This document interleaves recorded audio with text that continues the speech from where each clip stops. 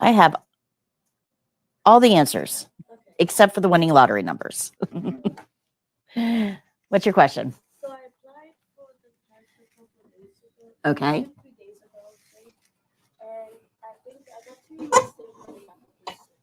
Now I'm just wondering, do you know how long usually how long it takes for them to start back to date? Generally speaking, from the time that you register until you get your test date is usually 3 to 4 weeks. But this is our busy time because of all of the high schools and community colleges and vocational schools are all graduating at the same time.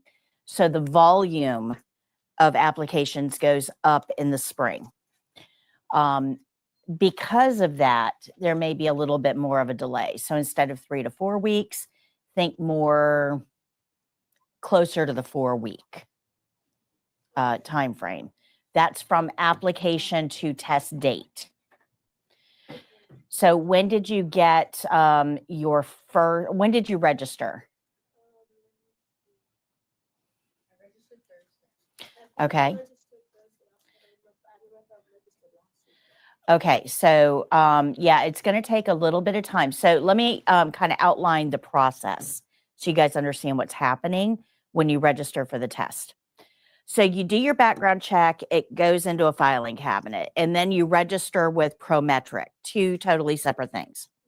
So when you register with Prometric, they go look in that filing cabinet, pull your background check, and put it with your application. That's the first email you get that says, we got your application, and it tells you on there, complete. That means when you see that complete, that means that they found your background check and processed your payment.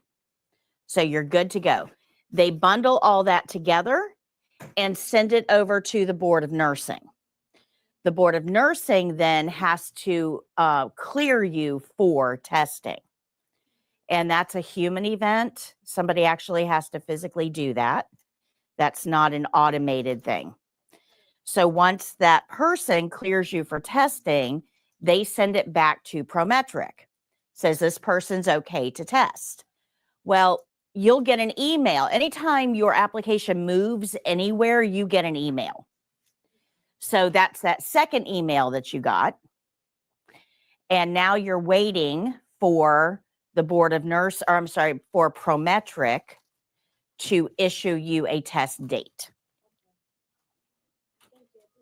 You're welcome. So right now, it's probably closer to the 4-week mark than it is 3.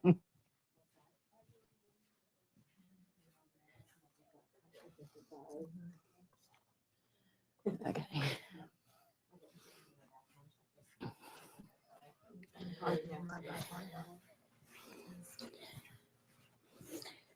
The CPR, BLS. We're going to talk about that today. I'm actually going to have Jake pass a piece of paper around. I want you to write your cell phone numbers, and I'm going to text you the link to register for CPR. CPR will be next Monday here in this classroom. If you can't make it to that one, that same page will have other options for you. That's fine. You don't need CPR for the test. You don't need it for my class. You will need it to work. So if you already have CPR, that's great. If you need it, Julie will have a session in here next Monday. Okay, good. Any other questions? I am good. I am good. I went over to Orlando to host a state leadership conference on Friday. Jake and I both went, and it was very good. We connected with a ton of students. And these students, because they're high school students mainly, they've been watching me all year because our videos are used in classrooms all over the country. So they've been watching me all year, and they feel like they know me because they see me all the time. And this is, of course, I don't get to see them, right? I have no idea who's watching my videos, but this gives me an opportunity to connect with them. So it's just a really fun event for us. And I connected with a few new instructors as well and was able to answer some questions. And it was just a really, really good weekend. And I got another video up, range of motion shoulder. We got that done and put that up yesterday. So yeah, we're just moving right along. It's good. And I have, after you guys graduate on Wednesday, I have 2 whole weeks off. That's really good. So I'm going to take my mom up to South Carolina so that she can see her sister. And so that'll be a fun time, you know, with my mom. I get to spend a couple days with her. So yeah, I'm doing really well, really well. All right, so let me go ahead and get your scores for chapters 8 and 9. Does anybody have any questions on these 2 chapters? Anybody have any questions for me? Good morning. Did chapter 8 confuse you guys at all with all of the diets and things like that? Or are you guys okay with it? You okay with it? All right. And of course, we went over positioning, which is in chapter 9 already. Okay, so Ashley, how'd you do on 8 and 9? 19 out of 20. For both? For chapter 8 and then chapter 9, 20 out of 20. Thank you. Abby? 20 out of 20 and then 19 out of 20. Thank you. Caitlin? Carsey? 19 out of 20 and then 20 out of 20. Thank you. Pilar? 20 out of 20 and 19 out of 20. Michelle? 20 out of 20, 20 out of 20. Thank you. Lisa? 20 out of 20, 20 out of 20. Perfect. Very, very good. So your last chapter tonight is chapter 10. It's an easy chapter. It's short. It's all on employability and stress management. So, you know, you've got the learning out of the way. Chapter 10 is about applying that learning to an employment setting. So it's not a hard chapter at all. It kind of ends on a very easy note. The hard stuff is behind you. So yay for that. Are you guys doing okay with the class? We only have 1 class left. Has it been too difficult? Is anybody lost? Does anybody need me to help you with anything? Remember, this is your class. I'm just here to help you through it. So you've got to let me know how you're doing in class because we only have 1 more left. The gait belt, my husband was in the hospital last week and I had to leave early for work. So the gait belt I was trying to put on him and I was having difficulty with it. And the physical therapist was there and she's like, oh, you just put it through the teeth and I seen you do it. I kept trying to put that gait belt on him and Okay. I just could not put that gait belt on him. Yeah, it's a little, if you don't know how to use one of these buckles, it can get really confusing because it'll slide right out if you don't get it situated right. So the way this works is the tag goes on the inside. If you've got it on this way, it won't, even though the buckle looks right, it won't work. Okay. You've got to make sure that the tag is on the inside. That's like number 1. And that's probably the most common mistake made with gait belts is that it's put on this way. And then this isn't going to capture that belt. So I know I kind of go on and on about the tag, you know, that is the number 1 mistake though. And that's probably why you weren't able to get it to fasten. So this goes around the patient's waist. I'm just going to put it on me to show you. So the patient's waist. Okay. So the free end here, and it doesn't matter whether the buckle's on this side or buckle's on this side. Nobody cares. But the free, make sure it's not twisted around the back. The free end goes through the first guard by the alligator teeth. And that's what the physical therapist was probably telling you. Yep. So it goes in here. We pull it the direction the teeth are pointing. See how all those teeth are pointing that way? We're going to pull the tail that way. And we want to get it snug. You only want to be able to fit 4 fingers between the belt and the patient. If you can fit more than that, it's too loose. So 4 fingers. And now we got to lock it into place. If I don't, it's just going to, you know, move around. So this tail is going to go through the second guard. like that. Now I can pull on this all I want. It's not going to go anywhere because these teeth are biting into the belt that keeps it from slipping. Now to remove it, we take it out of the second guard, but instead of pulling the tail, this time we're going to pull the buckle. Okay, so to put it on, we pull the tail. To take it off, we pull the buckle. And then we loop it over or we reach around, but don't pull it against the skin. There you go. You can try that out.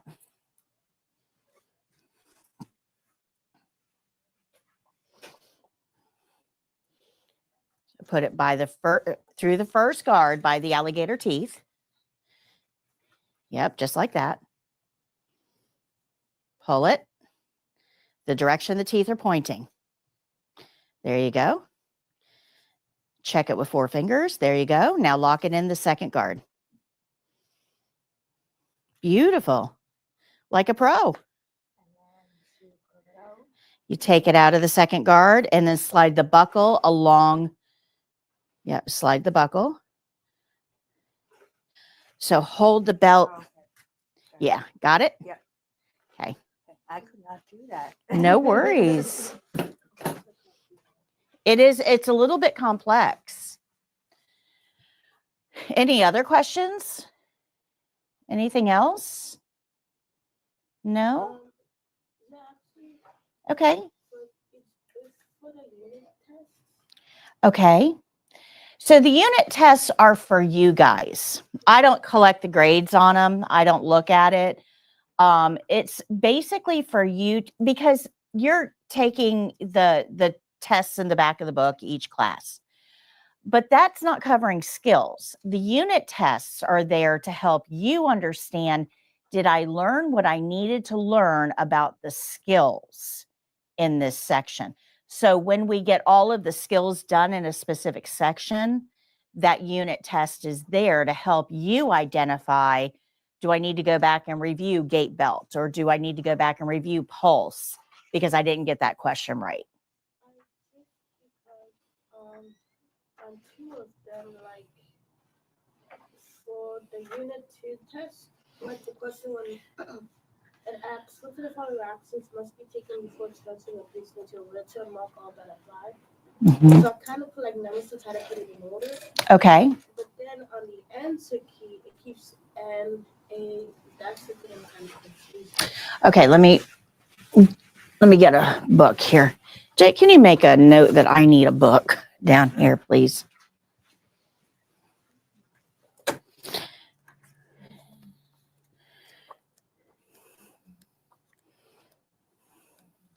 Okay, so this is 82. Okay, page 82 of the book. So, which of the following actions must be taken before transferring a patient into a wheelchair? So, let's look at these one at a time, okay? Do we want the patient to have their arms at their sides? Where should the arms be? On your shoulders. So that would be an N. No, we don't want their arms at their sides. Do we count to 3 before we lift? So that would be a Y for yes. Do we apply the gait belt and check 4 fingers? So that would be a yes. Do we call the doctor? That's not a CNA task. Nurses call doctors. So that would be an N. Move footrest to the side. Do we want those footrests in the way when we're trying to transfer somebody? So we would want to make sure those footrests are moved out. So that would be a yes. Should the patient's feet be flat on the floor? So that's going to be a yes.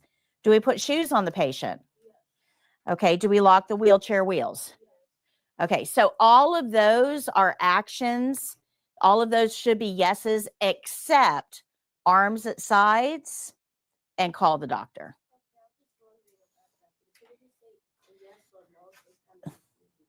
Yeah, I'm sorry. That was a little confusing. Did you have another one?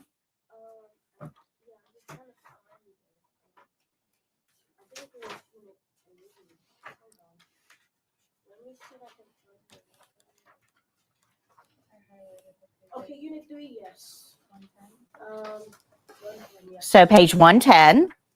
The question one again. What are the following considered activities of was it following considered activities of daily living, mark all that apply? Okay, so it's kind of the same thing. You're going to see yeses and nos.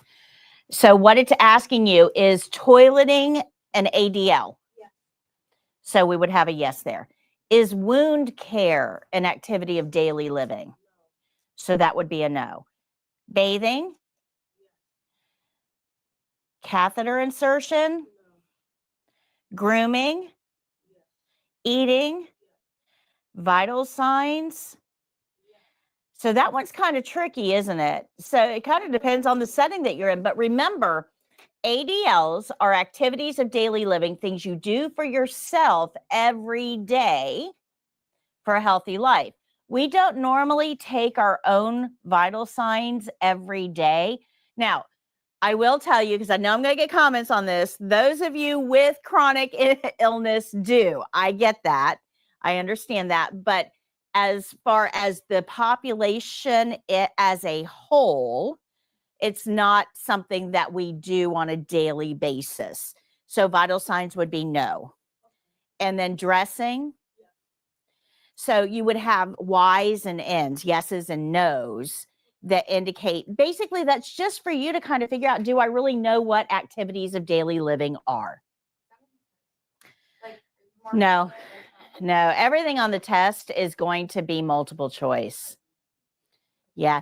And they're not going to be that ambiguous. Like they will never ask you, ever ask you, is vital signs an ADL? That, you know, that just won't, it won't even come up. Yeah, I know. And remember that these unit tests aren't like the written tests. These are for your knowledge, not to prepare you for the test. But go to page 192. Or I'm sorry, 191. Sorry. And this is like the state exam. This is a practice test. So it starts on page 191. It's 60 questions, multiple choice. They're all written like you would see on the state exam. The same content, the same format, the same presentation. It's the same as what you would see on the state exam. In my class, I have never had a student, please do not be the first. I have never had a student that missed more than 5 on my practice test fail the written test. This is a very good indicator of how you're going to do on the written part of the state exam. Very good indicator. So if you take my test on page 191 and following, all 60 questions, and you miss more than 5, you need to contact me, because there's a problem. You're not going to do well on the state exam. Got it? Got it? So if you miss 5 or less, you're good. You'll take the exam. You're going to pass. Don't sweat the written. So when you take this test and you do well, don't sweat the written. What should you be sweating? Skills, 100%. That's the hard part, guys. That is the hard part. It's not hard. It's really not. It's stressful because you're being watched. You get 3 skills. Yeah, 1 ADL skill, which we all know. 1 documentation skill. So pulse, respirations, feeding. Remember we learned that feeding documentation, and drainage bag, which we're going to learn today. So you'll get one of those 4, guaranteed. Everybody gets a documentation skill. So you will get pulse or respirations or feeding or drainage bag, guaranteed. And then you'll get 1 mobility skill. So these are the range of motions, side lying position, turning the patient over, ambulate, transfer to wheelchair. Good. So you'll get 1 out of each category. The range of motion, the abduction is like this. Right. And then the flex Flexion, extension, right. So we have elbow and wrist. So elbow, this is flexion. Elbow only goes up and down. You can't make an elbow do anything else without breaking it. So elbow will only go up and down. Now the wrist can go in all different directions. It can go side to side. It can go around. It can do. How do we know what exercises to do? The care plan. So for elbow and wrist, the care plan is only going to tell you flexion, extension of the elbow, flexion, extension of the wrist. Yeah, I want that skill, please. I don't. You don't? I'm confused with I gotta go over that. That's one other thing that I need to go over is the range of motion. Okay, there's only 3 motions that CNAs do. That's it, just 3. So flexion, extension is up, down. Flexion, extension is up, down. Basically in front of the patient, up, down. Up, down. The knee, if we're going to flex and extend the hip knee, up, down. Remember, in front of the patient, up, down. During the test, so the person you're paired with, don't they kind of not help you, but like make it They're not supposed to help you, but they're not supposed to make it hard on you either. so they'll be. They should just be kind of a lump of clay. But are they usually or No, they are, and the evaluators will they're watching for that. They're trying to make sure that somebody's not actively helping you, because that's cheating. And remember, not everybody learns the same way. So you may be, let me give you an example of this. Let's say that you are doing range of motion shoulder and you're going to do flexion extension. And you know that means we're going to lift the arm above the head and bring it back to the bed. Well, what if they start bringing their arm out to the side? That's not what we're doing. So we don't want them to help, because they may be helping in a way that doesn't help, right? Because not everybody was trained correctly. So flexion extension is up, down, in front of the body. Just remember, it's always flexion, right? F, front. Flexion is front, in front of the body. Abduction, adduction is side to side. So out to the side and back in. So if I were to abduct the wrist, it would be side to side. Okay. So we're actually moving things side to side. Rotation is around. And we don't do any rotation for the state exam. It's all flexion extension. And abduction. Actually, it's all flexion extension except for the shoulder. The shoulder is the only abduction adduction we do. Everything else, flexion extension for the range of motion on the state. Now, remember, you have to know how to do the others, because our life doesn't end at the state exam. It begins. Also, what happens, like, say you're the person and you laugh. Like, you're gonna- They expect that. Okay. Yeah, they expect that. They know you're going to be nervous. Yeah, it's not about your performance. They know you're going to be nervous. And a nervous reaction for a lot of people is laughing. They know that. What they're looking for here, see if I can figure out how to, a good evaluator will try to put you at ease. Okay. They're not all good. But a good evaluator will try to put you at ease. And they'll say things like, I know you're nervous. I know you're getting ready to test. I know, but let's take a minute, take a deep breath, and remember our rules here. And then have you start. Once that initial opening, you guys remember me putting a lot of time and effort into the opening? Because that's where everything starts. Once you get into that first skill, the opening of the first skill, everything is kind of downhill after that. It's like, it just goes. It's starting the skill where everybody gets like high key and, oh my gosh, it's real. I'm starting. And that's that's when laughing usually happens. And they'll redirect you. They'll say, okay, we need to be serious about this, please. They're pretty good about that. They know. But once you get over that first opening, it's all pretty straightforward. No one really laughs after that. But the good news is the opening is always the same. Doesn't matter what skill you get, the opening is always the same.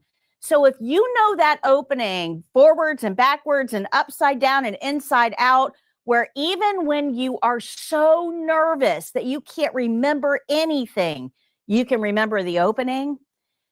After you do that first opening and get over to the sink and start washing your hands, you will automatically calm down because now you've started.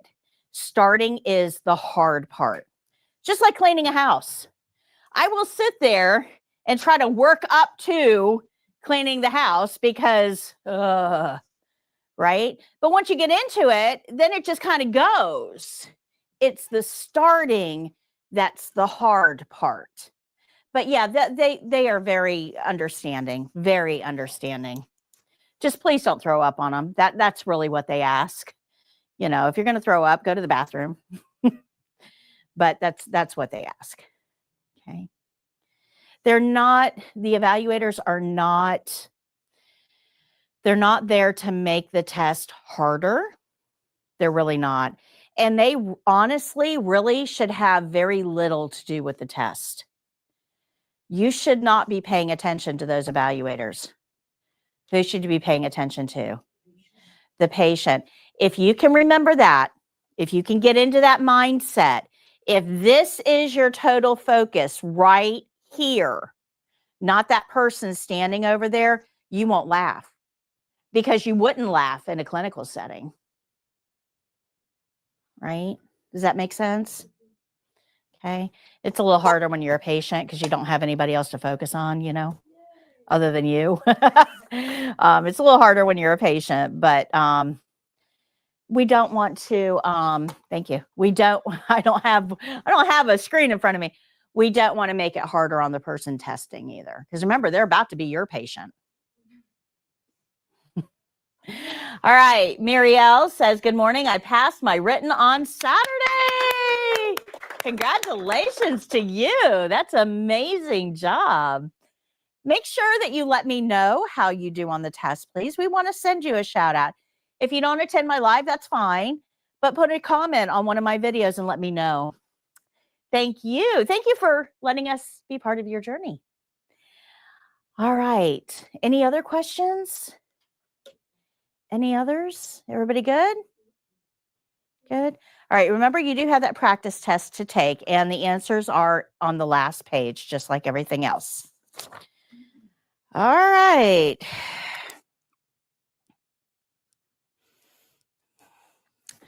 We have 3 skills to learn today.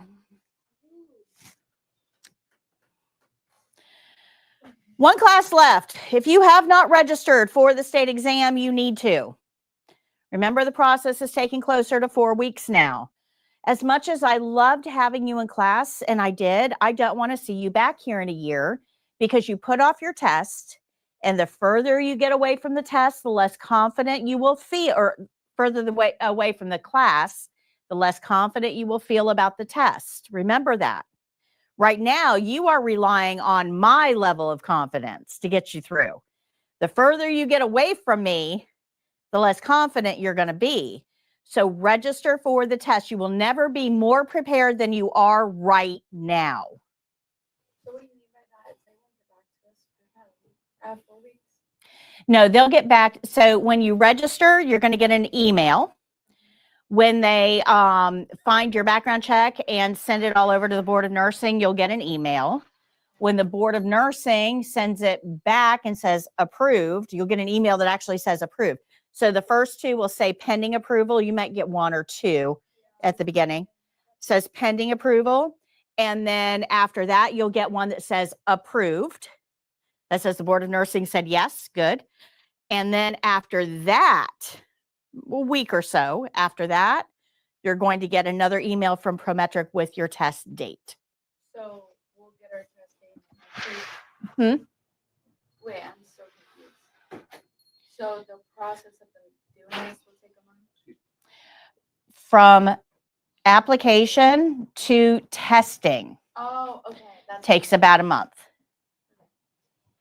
But they only give you like a week's notice for testing. Yeah, they don't give you, it's not very long, maybe 7 to 10 days. Somebody just got one last month that was 3 days. They got their test date and the test was 3 days later. Now I'm thinking for that one, somebody canceled and they just put them in. So I'm thinking that's not normal, not that I'm aware of, unless they've changed the process a little bit. So let me know, your mileage may vary. Let me know what your experience is, but usually it's 7 to 10 days. So you get your test date in the by email. They say, okay, you are testing on April 19th. Now, if April 19th does not work for you, and it might not, because they just assign you a date. Wherever they have an opening, you get put in there. If that date does not work for you, you just call up Prometric and you say, that date does not work for me. Don't go into any detail. They don't need to know why it doesn't work. Just that date does not work for me. And then they will, while they have you on the phone, they will find a date that is mutually acceptable for you. But your first date, they assign. They don't take reservations. You don't make an appointment, nothing like that. They just assign it. They used to, probably about, I don't know, 12 or 13 years ago. I'm going to sit, guys. 12 or 13 years ago, they used to, like, you got approved and then you called in to make an appointment. And it was a nightmare because they would have evaluator that would show up to test and she'd only have one person on that day. That's tying up an evaluator to test one person. And now there's no patient. So they don't do that anymore. You know, they just don't. The other thing that you need to know about this, though, is that they don't give refunds. So if you miss your test date for whatever reason, you just don't call them or you just don't go because you're nervous or whatever. They do not give refunds. You have paid for a date. They gave you a date. As far as they're concerned, contract is filled. So make sure that you're there on your test date. Nobody has an extra $155 in this economy. Trust me. Nobody does. Not even rich people. They're taking a bath on the stock market. So make sure that you attend your test date. If for some reason you can't, if that date doesn't work for you, call them right away. If you wait and call them like 2 days before and say, yeah, this date isn't going to work for me, they're not going to refund you because it's too late to put somebody else in that spot that you just vacated. So when you get your test date, make sure you call them if it doesn't work. Good? Questions? If you have not registered for the test, now is the time. Do I have enough leash? All right. Game shows next Tuesday, not tomorrow. Next Tuesday, I have another game show. And I'm not real sure what my topic is going to be yet. I haven't gotten that far. I write questions for every game show at the time, you know, a couple days before or the day before. I don't use stock questions that everybody else is using out there. I write questions in the format of the test. So with my questions, you're guaranteed to get fresh, new, relevant questions. So I have that next Tuesday at 11. Nope. At this point, you guys are starting to think it's last week of school. You're starting to think about, where do I want to work here? Where should I start to apply? Where, you know, where's the best place for me? How many of you guys think you want to work at a hospital? Okay, universal. Everybody wants to work at a hospital. You have to stop and think about why. Why do you want to work in a hospital? What is it about the hospital that you find attractive?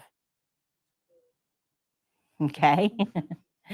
That's a big part of it. Yeah, it's that prestige, right? You guys, let me give you something to think about though. You guys are brand new. Brand new. It's going to take you 15 minutes to give a partial bed bath because you're new and you're slow. And it's okay to be slow when you're new, but you're slow. What pace do you think the hospital runs at? Fast. So if you are slow and you're working in a fast environment with a lot of change, is that really setting you up for success? So you have to think about things like this. And you probably haven't thought about things like this, but I have. So I have a whole quiz for you. This is a quiz that you can take. It's free. It's on my website. It is 19 questions, and they're personality-based questions. What kind of a person are you? Do you like working closely with others, or are you more of a solo type person? Are you the type of person that likes doing like personal care and getting to know your patients, or do you like more technical care, working with a lot of machines? Are you the type of person that likes to get to know your patients, or are you a less is more type of person? Do you like short encounters, like, you know, you see them and you go? Or do you want to get to know somebody and spoil them and become a part of their life? There's a lot of things that go into that decision that you probably aren't thinking about when you're making your workplace decision. Now, why do I care? Because you just spent a lot of time and a lot of money to get your certification. And if you get into the wrong place and you don't like what you're doing, chances are you will leave healthcare completely. You won't just go find a different place to do healthcare. Statistics show you just leave healthcare.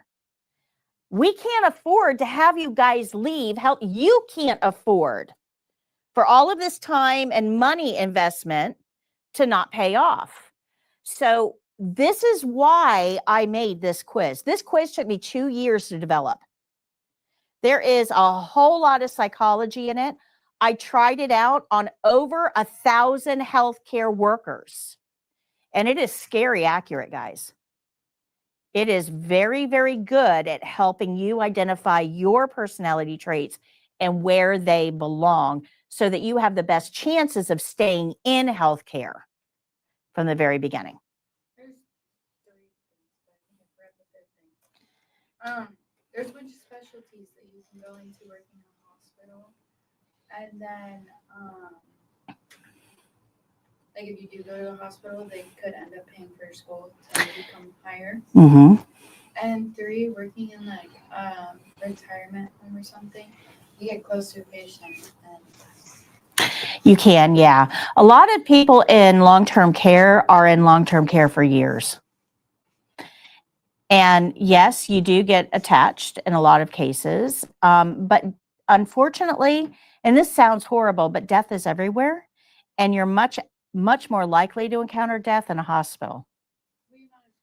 You're not as close to them. That is correct. You're not as close to them. The trade-off is that in a hospital, you will see a lot of younger death. Overdoses, accidents, illness. So you have to be emotionally prepared for that as well. But let's talk about specialties for a second. Hospitals are usually divided up into different floors or different units. So you'll have med surg, you might have a PCU or ICU. You could have a chemo unit depending on where you're working. So there are a lot of different specialty areas. And yes, you can apply to those. But patient care is patient care. And remember, as a CNA, that's what we do. We help patients with things that they would normally do themselves, but are unable to. We also help the nurses with routine tasks on stable patients. The nursing tasks are what's going to change depending on where you go. The patient care tasks don't. Does that make sense? Good. How much patient care will change. So if you're working in a mother-baby unit, you're not going to be doing a whole lot of bed baths because your moms get up. They go take a shower. You might be standing at the door making sure they don't pass out, but you aren't going to be given a lot of bed baths. You're not going to be feeding adult patients on a mother-baby unit. Now, if you're in neuro ICU, that may be a very big thing of what you do. So you kind of have, and that's where this quiz really kind of helps you out.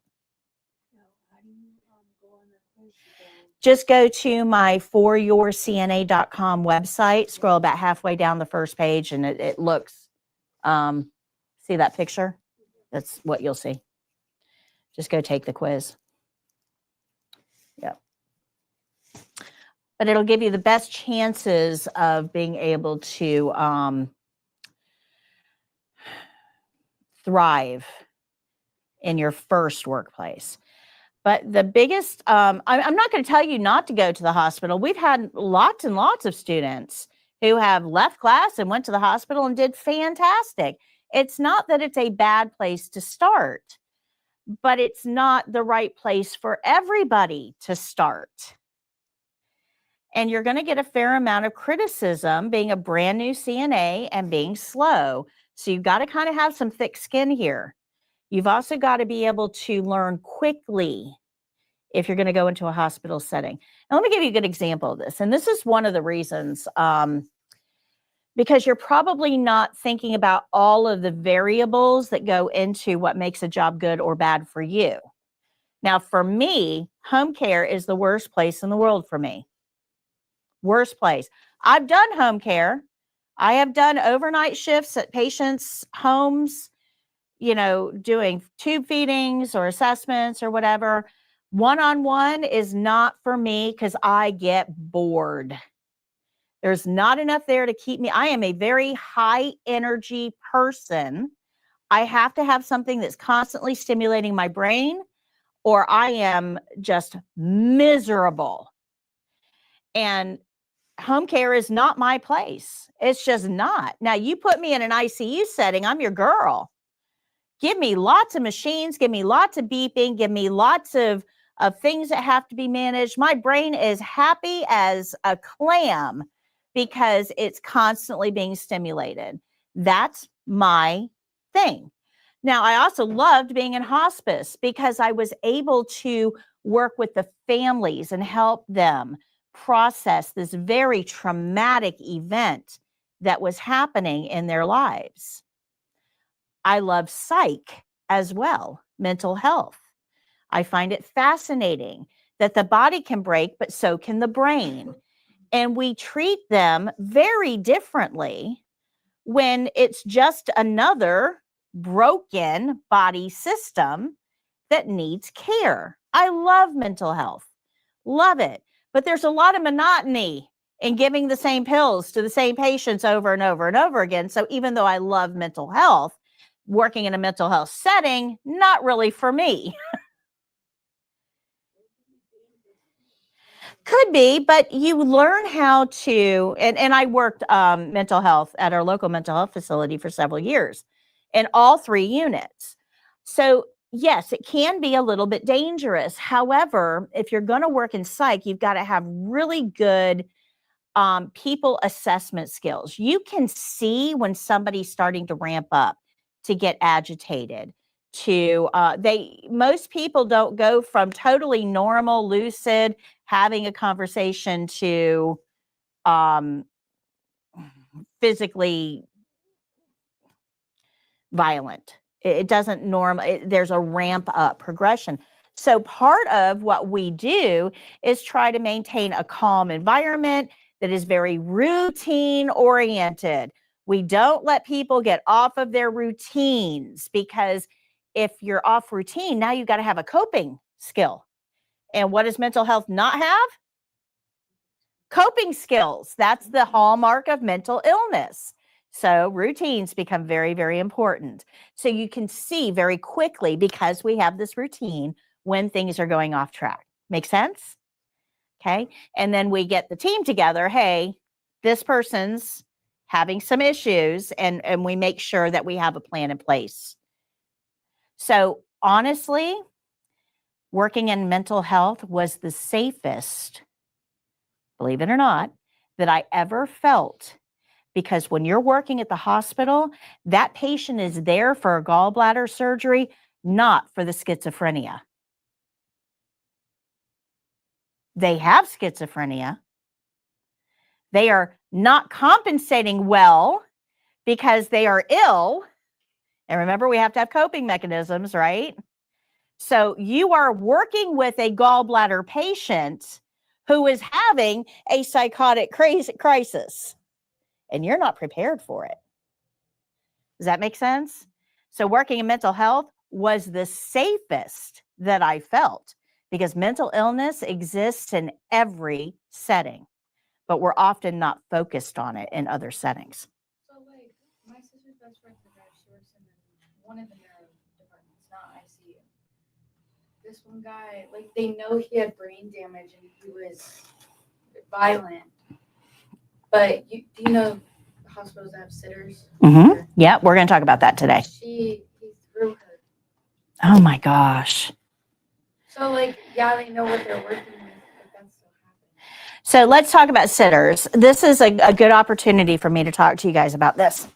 And I'm going to tell you that I have a policy change when it comes to sitters from what I used to say. And this happened last class, okay? I used to tell my students that all of you, those of you who want to go to work in a hospital, can apply for a sitter position. They're called patient safety attendants on the website. You can apply for a sitter position and get into the hospital right now. These are people that, if this patient is having a crisis, these are people that sit at the bedside, because remember, restraints are required doctor's order. We don't use them, right? So let me explain to you why. Because a lot of people have some mental blocks when it comes to restraints. It's not just about your safety, it's about the safety of the patient. So never in the history of ever has anyone calmed down by being told to calm down. If I am having a bad day and acting out and slamming cabinets and yelling and kicking the dog, if somebody comes in and says, calm down, oh, absolutely, it's on now, and I got a target now, right? And we all act like that. And yet in medicine, we think that we can walk into a patient's room and tell this person to calm down, and they're magically going to. It doesn't work like that. So telling somebody to calm down, that's annoying. Telling somebody to calm down is not going to get the job done. Now, if this person does not calm down, or in fact escalates, what's the next action we usually take? Yeah, we try to hold them down. Has anybody ever been restrained when you are angry? You fight back 100%. You are not just going to go, oh yeah, you're right, I'm sorry, my bad, go ahead. It doesn't happen like that. Why in medicine do we think it does? Restraints do not promote calm in a patient. They just don't. Restraining somebody physically does not promote calm. Make sense? So instead of using restraints, we use a body. A patient safety attendant sitting at the bedside to remind this person, don't get out of bed. Now, the sitter or the patient safety attendant is not supposed to touch the patient. They're not supposed to do anything with the patient other than entertain them and try to keep them from getting out of bed or doing whatever it is that the sitter needs to prevent being done. The sitter has no training. They are a body. They are you sitting at the side of a bed with very little direction. And what we're seeing now is more and more people getting injured in these positions, and they're like minimum wage positions with no training, no authority, no anything. I used to tell my students, go apply to be sitters, get your foot in the door, and then you can transfer into a CNA position, because now that you're an employee, they know you, they know your work ethic. You're more likely to get the CNA job. I don't do that anymore because there are a lot of sitters that are becoming injured. I was a PCA in Massachusetts where I lived, and this was years ago, like 2005, and they had a lot of their PCAs or CNAs do one-to-ones or sitters. We'd have to float every so often, so we'd have to take turns. And so I ended up doing a sitter position, and the doctor came in and told the patient to calm down, and the patient went ballistic, started throwing things and ripping out his IVs, and it was just total scariness. And I actually got injured. I got pushed up against the wall from the Oh my gosh. so it was very dramatic because we had nursing students on the floor that had to barricade themselves because he was like throwing computers on the floor, and we had to call campus police and everything. But a lot of sitters, or that I've seen, they maybe it's changed now, but they would be on their cell phones. They would be watching, like playing on their iPad. They wouldn't be like Engaging with the patient at all. So I see that a lot, and I see a lot of CNAs or sitters get injured just because they're not paying attention to the patient. Right. They're just doing whatever, and if the patient wants to sleep, they just let the patient sleep the whole time, and they don't do nothing.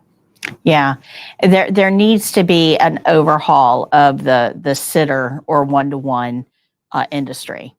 There needs to be better training. I don't believe that teeny tiny people should be in that position. I think that it needs to be more of a security-based protocol. Somebody that has some physical ability to stop a patient in crisis. I don't, unfortunately, run the system. Nobody asks me my opinion. So if somebody does, I'm happy to give it. But I do not recommend those positions at this time. There's just way, way too much risk of injury. And you're not trained. You're not supported by nursing staff. It's very hard to get somebody to relieve you for breaks. There's a lot of negatives to the sitter positions. And like I said, before last class, I absolutely would recommend that to you. But something happened about a month ago that really shone a spotlight within a week of how dangerous working in healthcare with the current population that we have has become. Everybody is stressed right now to the max. People can't afford groceries. They can't afford their bills. They can't afford healthcare. And healthcare is extremely expensive. Those people laying in that bed know that at the end of this, they're going to get a bill and they probably can't afford it. That's an incredible amount of stress. And people are reacting to that stress in a very, very negative way, and they're taking it out on staff members. So our society is in the process of a huge reset, and that's causing a lot more stress. And we have to think about the patients that we're caring for.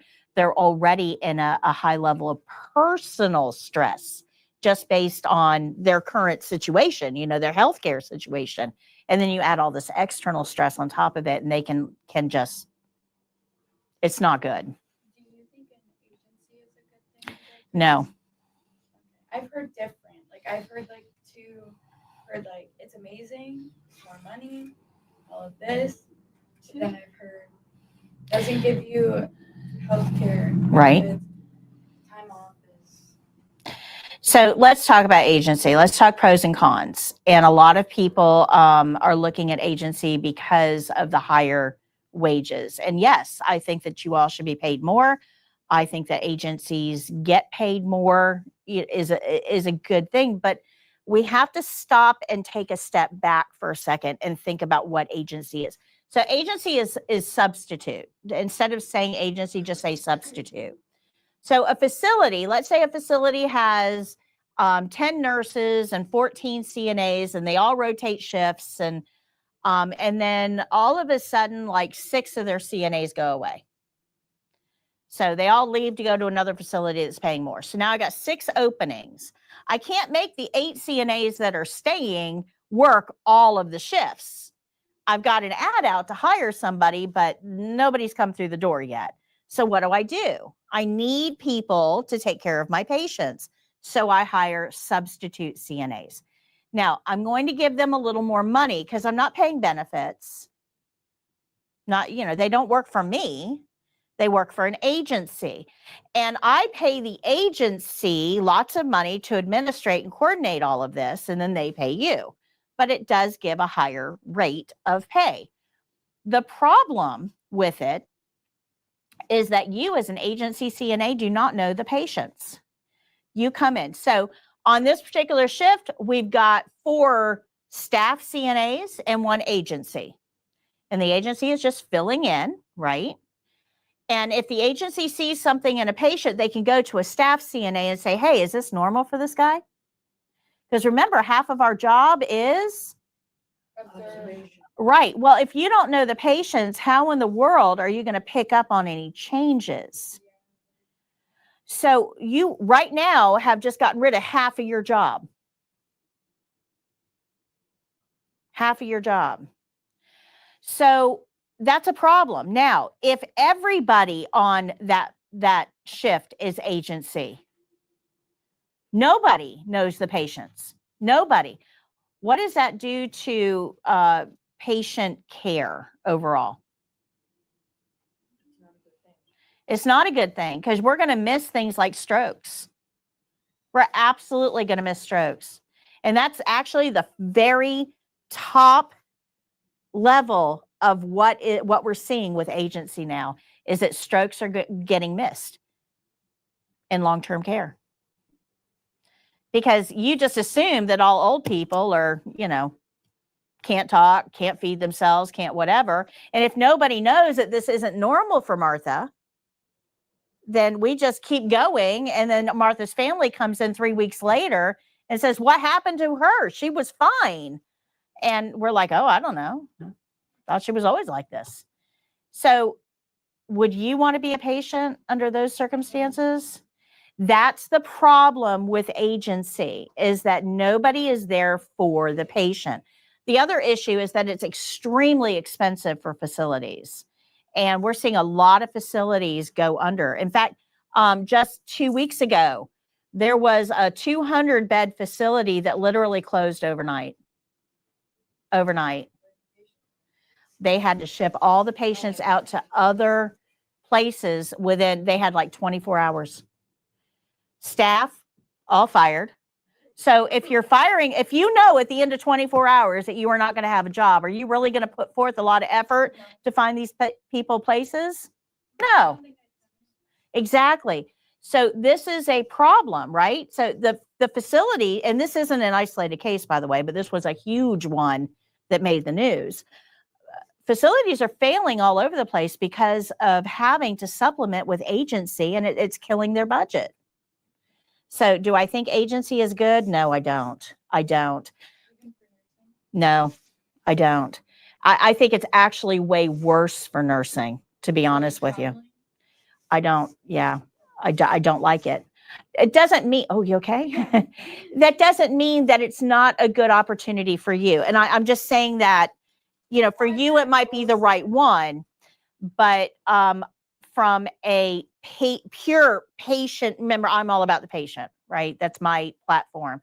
From a pure patient care standpoint, I don't like traveling. I don't like agency. I think that we're missing way too much. Of course, my own personal, total soapbox moment here, guys. Our medical system is broken. 50 years ago, your doctor knew you, would see you at Publix. Hey, how's it going? Your doctor knew you, had treated you since you were 6 years old. How many of you guys actually know your doctor? No. I haven't talked to them in a long time. Yeah. Yeah, they don't know you either. You are one of 20 people that have walked through that door today. They're not going to see you for another year or two. They don't know you. And they're less likely to take your complaint seriously because they don't know you. So our medical system is absolutely broken. Absolutely. But that filters down. That's not just doctors. That nurses don't know their patients. CNAs don't know their patients because they're moving around. Whoever's paying top dollar is, where I'm going. And 6 months later, I'm going to go find a new job. So all of this at the end of the day affects the patient's level of care. Well, our patients are sicker, and they're sicker because there's nobody catching it early. I think that the system needs to be fixed. I don't know the answer to it. I really don't, but it does need to be fixed. Of course, 50 years ago, you could pay for a checkup with a chicken. So, there wasn't, and student loans weren't out of control. There wasn't this expectation that you go into medicine to get rich. You went into medicine to help, not to get rich. And a lot of times, you could subsidize your schooling with work study programs, and you didn't come out with $250,000 in debt. So now the doctors have to make the money to pay the debt. So there's a lot of problems with the system from the ground up. But like I said, nobody has asked me, so we'll move on. Any other questions on agency or any sitters or any of that? No? Okay. All right, so let's get into today's lessons. Bedpan, this is on page 147. I watched your video yesterday. Oh, did you? So how did you like the new format with the checkpoints on the bottom? It's actually more detailed than the old one, so it's kind of Good, very good. I'm making the videos for students, so I like to get feedback on them. One thing though, at first, I'm like, wouldn't she, when I was watching the video, I was thinking, when you took the bedpan and the protective pad out, my question was, wouldn't he have to ask, you take out the bedpan, make the pad ask the basic, do you want me to help you put your pants back on? And I read the care plan, and then I'm like, okay, so he doesn't have an undergarment on, so we will leave that. Right. So the care plan specifically tells us that they don't have undergarments on. And remember that this demonstration is specific to that care plan. So in a clinical setting, we're going to have to modify this based on the situation that our patient is actually in. Our care plan, which we're going to get to in just a minute, tells us our patient isn't wearing undergarments and can wipe themselves. So we aren't in there. We're not helping them. And that's why I can take that pad out. Now, a principle that we have is that we cannot carry an open container of urine or human waste anywhere. Human waste has to be covered in order to be transported, right? Because if you trip over your shoelaces, you're going to go face first into whatever's in that bedpan. That's not a good thing. So that's why we take the chucks and the bedpan out together, because we're going to wrap the chucks over the bedpan. Now, in a clinical setting, if I've got somebody that I'm going to have to help clean up after I take them off the bedpan, I would have a second chucks available to wrap around the bedpan, or a towel or something to wrap over that bedpan to take it to the bathroom and leave them on the chucks until I clean them up. Good? Good. All right, so you know everything you need to know to do this skill. You really do. We're going to put it all together, but we know that we read the care plan. We know to do the opening. We know to use a barrier. We know to use, well, this skill isn't going to require a privacy blanket. We know to wear gloves. We know to have the patient scoot toward us before they roll, if we're going to have them roll. We'll talk about that in a minute. We know that we're going to clean the basin, and we know to do our closing. None of that is new to us. What we have to learn is skill specific. So if you look at the top of page 148, you're going to see the care plan. It says the resident has requested to use a bedpan. They're not wearing undergarments. They can clean themselves. The role of the resident is going to be played by a live testing student. So that person is able to move as directed. So you guys are the patients for this. You're able to move as directed. But I want to bring your attention to the fact that it says they're not wearing undergarments and they're able to wipe self. For the test, you are not getting undressed. Please stay fully clothed. Do not take anything off. They are going to put a hospital gown on over your clothing. The reason that that exists, that statement exists, is to keep somebody from trying to pull off your pants during the test. Because the evaluator can point to that care plan and say they don't have undergarments on. That makes sense? That also keeps the person performing the skill from trying to clean you up, because the evaluator can then say, care plan says that they can clean themselves. So it's that care plan is specifically written for the test to keep you as the patient safe. That means that nobody's actually peeing in the bedpan. It is a simulation skill. Nobody's actually peeing anywhere. We're going to put the bedpan under the patient, and we're going to take the bedpan away, but it will be empty. Good? Make sense? I know. They're repaving the parking lot. Portions Yeah. of it are patching right now. It's very annoying. I know. I'm sorry. All right. Supplies are at the bottom of the page. Now, this is a little bit of a change from my last video. So the last video that I did for bedpan, the one that is being used by most places now, I used a privacy blanket, and I still like using a privacy blanket, but your book does not reflect using a privacy blanket. And the new video was done without a privacy blanket because there's a checkpoint that we have to get. That checkpoint says very specifically that we leave the resident covered with a top sheet while using the bedpan. It doesn't say anything about a top sheet or privacy blanket. It specifically says top sheet. So because the checklist is very specifically written with that verbiage, I changed the demonstration of the skill to reflect that. Okay. Now, in a clinical setting, I would be using a privacy blanket because that top sheet is likely to get soiled, right, from splashing urine. And I don't want to leave a soiled top sheet on the patient after the skill is done, where with a privacy blanket, if it gets soiled, I'm taking it away. So the patient's got a clean top sheet after the skill. Does that make sense? So you will see it demonstrated with the new video.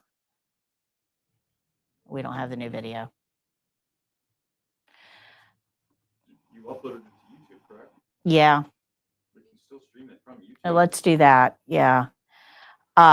See if you can find it. So you're going to, I'll show you the new video. It may take me a minute to, or may take him a minute to load that. We will not be using a privacy blanket for the new video. And that's because of that checkpoint. Good. Does that make sense? So this is a live patient skill. You might be the patient for this, but nobody's going to be anywhere near your private areas. But it does say that you can move as directed. So for the test, just ask your patient to lift their hips This makes this skill so much easier. Feet flat on the bed, lift your hips like a bridge. Put the chucks under the patient, put the bedpan under the patient, you're good to go. They can lift up again to take the chucks and bedpan out. Now, in a clinical setting, if the patient can't lift, what do? Well, we would have to turn the patient on their side, put the bedpan up against their bottom, and then turn them back onto the bedpan. Let them use it. But when they're done, you've got to hold that bedpan flat while they roll off of it. Otherwise, whatever's in that bedpan is going to be dumped. Make sense? But for the test, they let us have the patient lift their hips. Makes it so much easier. But let's talk a little bit about bedpans themselves. This is not the first choice. This is the last choice. And it's important that you understand that. So when a patient comes in to a facility and I do a head-to-toe assessment, I'm looking for all real problems and potential problems. This is a real problem. Everybody is going to have to go at some time while they're here. Just going to have to. So this is a real problem. How are we going to help them go? So the first thing that I'm going to look at is, can they use the bathroom? This is just like you guys. When you need to go to the bathroom, you just get up and go. I don't need to be involved in that. Thank you very much. You're an adult. You've been taking care of this yourself. Get up and go. That's called bathroom privileges, abbreviated BRP. And that just means the patient goes when they need to go. We're not involved. That is ideal. That's what we want. Doesn't always happen that way. Sometimes the patients might need some help. That's called bathroom with assist. They might need some help getting there. They might need some help sitting on the toilet. They might need some help standing on the toilet, off the toilet.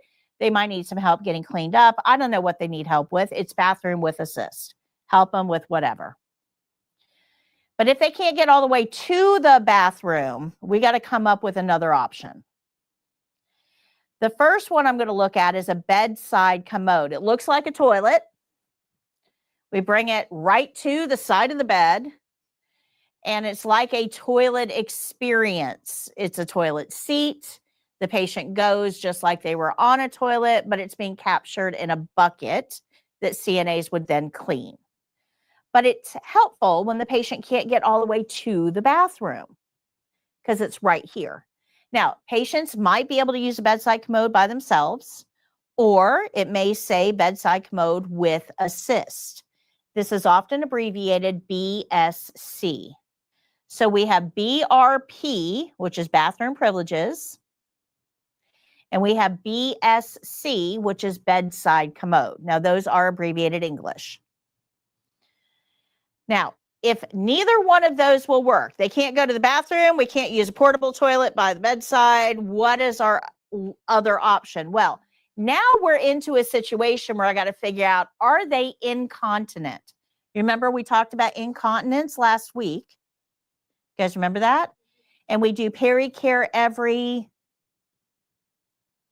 2 hours around the clock if they're incontinent. So if they're incontinent, this is no longer an issue for us because they're just going to go when they can't hold it. They're just going to go when they go.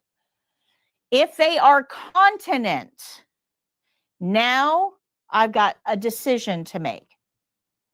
So remember, let's back up. Ideally, bathroom privileges with or without assist. If that doesn't work, bedside commode with or without assist. Are they continent? And now I'm left with my final choice. If they're continent and they can't use the bathroom or bedside commode, I will either consider a catheter or a bedpan. There's nothing after that. That's it. Bedpan is my last resort. I got to exhaust all this other stuff up here before I can even get to bedpan. Good? Make sense? Catheters are not used for convenience. If the pee can come out on its own, we're not putting a catheter in. Catheters contribute to infections in a very big way. Catheters kill about 2,500 people a year. This is not a little thing. So if the pee can come out on its own, we aren't using a catheter.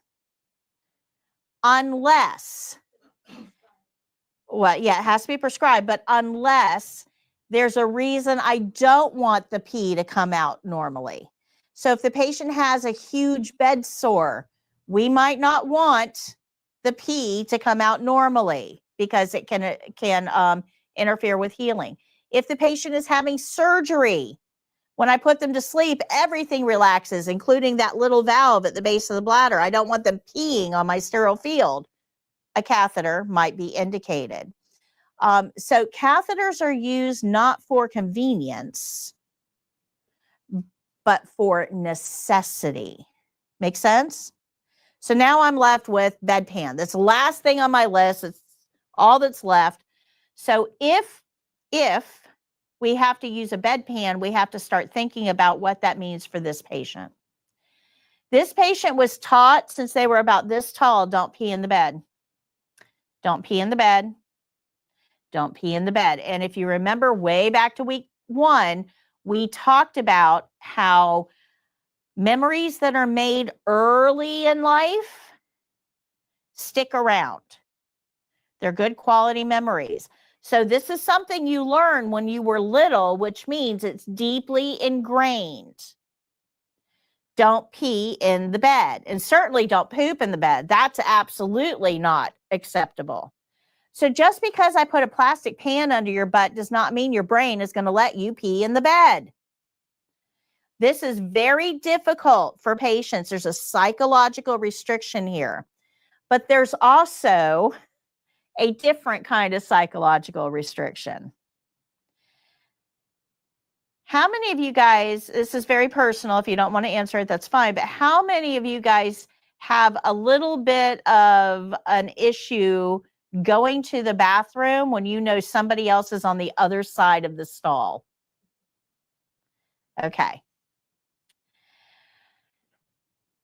In this case, your patient is in a room and a roommate is on the other side of a curtain. It's not even a wall. Do you see how that might affect your patient's ability to go? And then on top of that, you've got sound issues. You've got smell issues.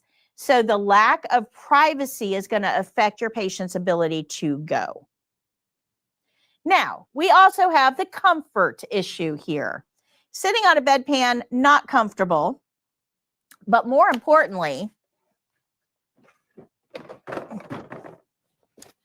this is the bedpan. This is the part that goes under the butt. Looks like a toilet seat. It's where the butt sits. Pretty self-explanatory. This part here is going to be kind of protruding between the legs, which means your patient's undercarriage is right here, kind of sagging down in. There is only this much space between your patient's undercarriage and the bottom, plastic bottom of this bedpan. Pee comes out under pressure. That pressure pee is going to hit the bottom of that bedpan and you're going to get splashback. That means this patient's undercarriage is going to be wet when you're using a bedpan. How comfortable do you think that is for the patient? Not comfortable at all. So we got a lot of discomfort here. We've got emotional discomfort. We've got psychological discomfort. We've got privacy discomfort, and we've got physical discomfort too. These things are not easy to use. So when we put a patient on a bedpan, chances are they're not going to be successful the first time. Maybe not even the second. And it's absolutely horrible for CNAs to walk in and go, oh my gosh, we've already tried the bedpan 3 times and you can't go. Yeah, they can't go, and we're going to do this as many times as it takes until they can without an attitude. Because we have to stop and think about how this is affecting the patient. So your patient might hit the call light, say, I got to pee. You put a bedpan under them. You come back 15 minutes later, they didn't do it. You got to take them off that bedpan. You can't leave somebody on a bedpan for hours. So we'll take them off the bedpan, give them a few minutes, and then we'll try again. But there are a few things you can help the patient with here. First, let's talk about the privacy issue. If the roommate can get out of bed and go somewhere, this is a great time to take them for a walk. Get them out of the room. Give this person as much privacy as possible. We can preemptively handle the odor issue with maybe a little air freshener or something like that if they're sensitive to odors. We can make sure that our attitude is welcoming here. That's a big part of this. But there's something else that we can do to help. Now, we got to ask the nurse about this one, though. Can't do this one on your own. But if you take toilet paper and you do big loops of toilet paper, 3 or 4, and you lay that down in the bottom of the bedpan, it absorbs the urine as it's coming out. We get less splashback, less sloshing, and we also get less sound, right? Because remember, sound might be sensitive. So putting toilet paper in the bottom of the bedpan can really help your patients, with a lot of those comfort issues. But if we're measuring urine, remember that whole intake and output thing? If we're measuring urine, you can't use toilet paper. Good? Now let's talk about this. This is plastic. When plastic heats up, it tends to stick to skin. If you've ever sat on a hot car seat, the seat of a car that's like that leather or pleather in the summer, your skin of your leg sticks to it. We can't get this out from under the patient if their butt is stuck to it. And yet, remember, butts are 98.6 degrees. That's hot. So when you put this underneath the patient's butt, the butt's bare, they're going to stick to this if you leave it under them for any more than 5 minutes. So when you try to take this out, you're going to have to give it a little bit of pull, and that means anything that's in here could erupt. So another thing that you can do, again, ask the nurse. We can put a little bit of powder or cornstarch on the surface here. It allows it to slide under the patient very easily, but more importantly, it allows it to slide out. But we cannot use powder if the patient has an open wound, an incision, an ostomy, or if they have any sort of respiratory condition. So there's a lot of reasons why we can't use powder. But if we can use powder and toilet paper, man, it makes bedpans so much easier. Good? Make sense? Bedpans are in the bottom drawer of the bedside cabinet. What's that? So, say you have the patient that they can lift up and they can wipe it. Wiping, I know we have to do it, but what if the patient who can't lift up the bottoms and you have to remove them to the side and put them on the bed? When removing and say if they're deep, how are you going to be careful not to splash any of the food? You got to hold that bedpan flat as they're rolling off of it. And yes, it is very difficult and it's probably going to spill.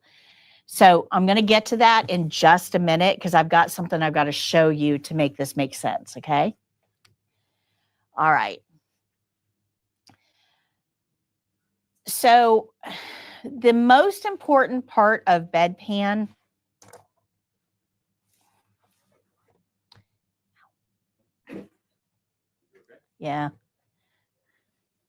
the most important part of bedpan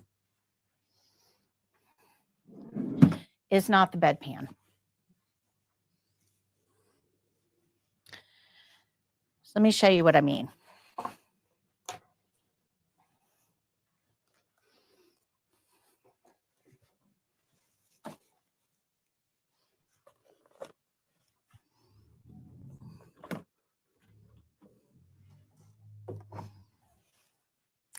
Okay, so let's say we have a patient here. Oops, this is my patient. Sorry, guys. They're repaving the parking lot and it's vibration everywhere. Okay, so we have a patient. We're going to pretend this is my patient, okay? And we have a bedpan. If we put the bedpan under the middle of the patient, what does it do to their middle? Raises it up. How many of you ladies can pee uphill? You can't. And it's even more impossible to have a bowel movement uphill. And if the lady is able to pee uphill, if they're able to, that urine's going to go right up their back and into their hair. And that's pretty high on everybody's gross meter. So when we put a bedpan under the patient, the most important step, is to get the head of the bed in an upright sitting position. This is the critical step of using a bedpan. Does that make sense? And then when we're done, you can't take a bedpan out from under somebody if they're sitting on it. So when they're done, we have to put the head of the bed back down so that we can remove that bedpan. Does that make sense? Well, with all of this movement of the head of the bed, whatever's in here is going to be sloshing. So what's something we could put on the bed to protect the sheets? A chucks, a barrier, absolutely. So the first thing we're going to do is put a barrier on the bed. Then we're going to put the bedpan under the patient on top of that barrier. That barrier is there to help protect the sheets from any sloshing that might occur. Make sense? So when a patient has to be turned off of that bedpan, even though we're going to try to hold that bedpan as flat as we can, if something should spill, it's going to go onto the barrier. Good? That's why I had to show you that to answer your question. Any other questions on that one? When we put the bedpan under the patient, we want the widest part of the bedpan underneath the bottom. So that's how the bedpan is going to go over. Imagine trying to sit on that little lip. I mean, that would be very, very uncomfortable for the patient. So the widest part of the bedpan goes underneath the patient's buttocks. And then we're going to take our gloves off and put the head of the, you don't want to touch that bed controller with butt juice gloves, do you? No. I mean, think about where your hands have just been. They've been under a bare butt. I know it's bare because care plan told me it was bare. I don't want butt juice gloves on my controllers. Take your butt juice gloves off first, please. Now, we've got the head of the bed up. What do you think they need from us before we leave them in privacy? Call light and toilet paper. So we're going to give them their call light and their toilet paper before we leave the area. Remember, privacy is important. The problem is for the test, you have nowhere to go. You've only got one patient and you're in a small room. There is nowhere for you to go. In a clinical setting, you're going to wash your hands, go take care of somebody else, come back when that call light goes off or in 10 minutes, right? But for the test, you have nowhere to go. There's no other patients to see. So you're just going to step on the other side of the curtain and wait. Remember, we don't do that in a clinical setting. Nobody's going to go with an audience. Nobody. I had a insurance physical one time where they came to my house and they drew blood and answered a whole bunch of questions and I had to pee in a cup. And they had to stand, that the door had to be open. They had to stand on the outside of the door. Of course, you know, they're back to me, but to make sure that I didn't substitute the pee. They had to hear me pee and capture, you know, I had to capture. It took me a half an hour to pee because somebody is standing there listening. I mean, talk about a shy bladder. I didn't know I had a shy bladder until that moment. But my bladder did not like the fact that this person is standing in the doorway. You don't want to be that person standing there. Does that make sense? They've already got the deck stacked against them. Let's not add to that. Good? Good. All right. So once the patient says they're done, and that's what they'll say, for the test, when you're the patient, the evaluators are going to tell you after they move away from the bed, you can just say, I'm done, or say beep, beep, whatever. So it won't be long. They'll say they're done, and you're going to come back in, put the head of the bed back down before you put your gloves on. Question? Okay. So once you put your gloves on, you'll grab that bedpan and the chucks together, pull the whole thing out from under the patient, wrapping the chucks around the bedpan to take to the bathroom. Good? Now there's nothing in the bedpan. It is pretend pee in the bedpan. It's actually empty. So we're going to dump that empty bedpan into the toilet because that's where bedpan stuff would normally go. And then we're going to rinse the bedpan and dump the rinse water in the toilet. Once we've dumped that rinse water in the toilet, then we can set our basin down, pick it up with a paper towel, dry the inside, dry the outside, and put it back in the drawer with a paper towel. Then we can remove our gloves. Your patient wiped themselves. What do they need to do? Wash their hands. So I'm going to give them a hand wipe in order to do that. I don't want to touch that hand wipe. I know where their hands have been. I do not want to touch that hand wipe. No, thank you. Now I know I'm getting ready to go wash my hands. It's not a big deal. That's high on my gross meter. No, thank you. So I'm going to use a paper towel to get that hand wipe from the patient. So I'm not touching it. Good. Then I can take the privacy blanket away if I used one. Remember, for the test, we're not going to use that privacy blanket. And then we're going to do our closing. Now, let me talk to you about this. If you've been in an acute care clinical or, acute care setting like a hospital or rehab, the toilets look like this, and it's all exposed pipes and stuff. Well, right in front of the main water pipe, and like way up here is a little flushy handly thing. Right in front is something that looks like a shower head. If you pivot that forward over the toilet bowl, it'll start spraying. That is a bedpan cleaner. Instead of using the sink to rinse out our bedpan, we pull this forward. It just literally pivots forward. We pull that forward and we can clean the bedpan right over the toilet. So we're not involving the sink. These are awesome, but we have pressurized water hitting a flat plastic surface. We are going to get splashback. And this time the splashback has bonus material. You don't want that in any of the holes on your face or on your clothing. Remember, this isn't your only patient. You're going in and out of their rooms. So if we are going to use one of these, we want to put one of those yellow isolation disposable gowns on to protect our clothing because we don't want to take that stuff home with us. And you want something covering your face. A mask with a shield is ideal. A word about masks. Masks do not help with odor. They are not meant to help with odor. They don't do anything for odor other than maybe trap it up against your face. They're not helpful. What you can do if you're sensitive to odors, what you can do is take a little bit of Vicks, the Vicks stuff Mom used to rub on your chest when you were a kid. Just put a little bit underneath your nose, and that does help cut odor. Now, my skin is like super, super sensitive. If I put Vicks under my nose, I turn into Rudolph. I mean, I'm like bright red. I can't handle the menthol in it. So I always made my own.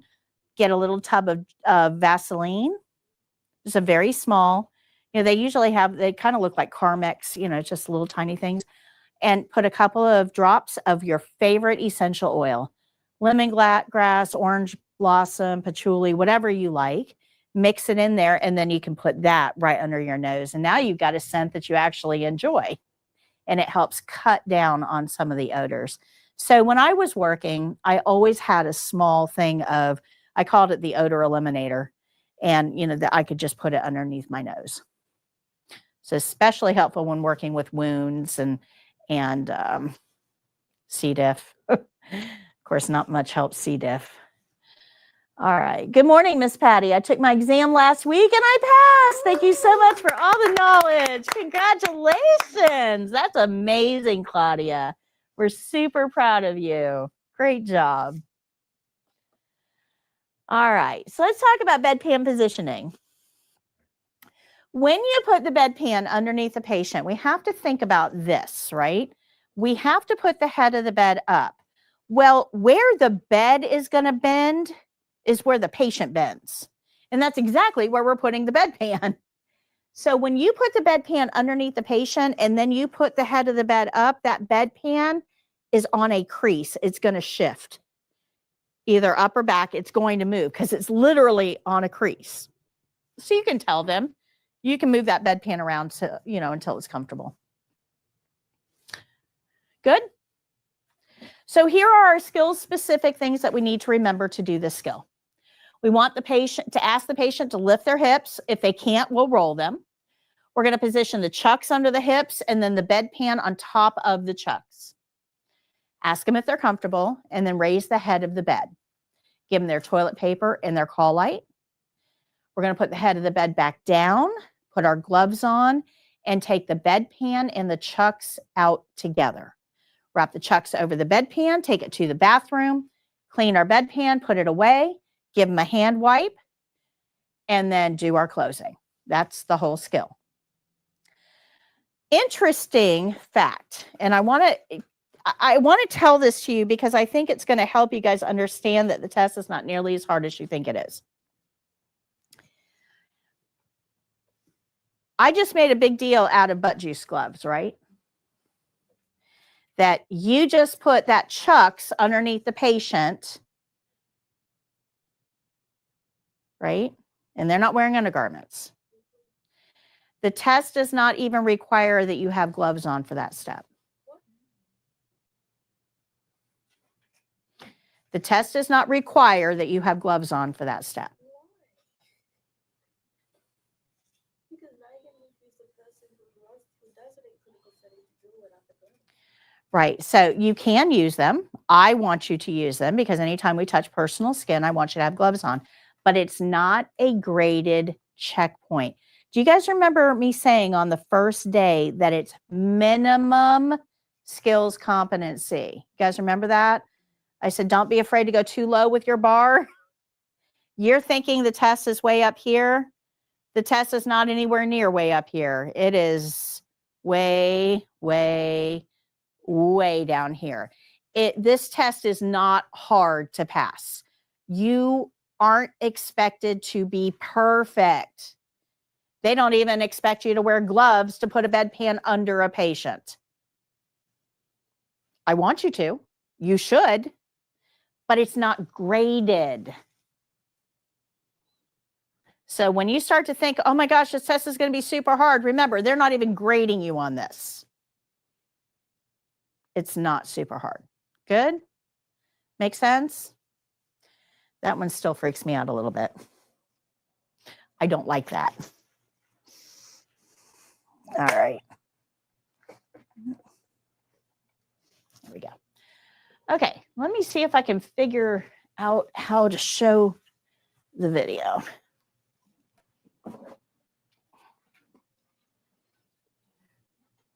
Oh, we got another one. Yay! Hey, thank you for your videos. I passed my Washington State exam and I'm working at the hospital in the orthopedic unit. Thank you for your teaching. Congratulations. That's amazing. Super proud. All right, Jake, if you want to see if you can.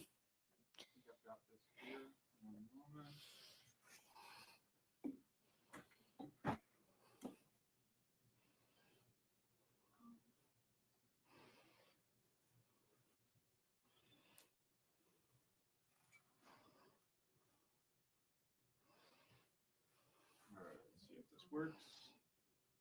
Oh, look at that.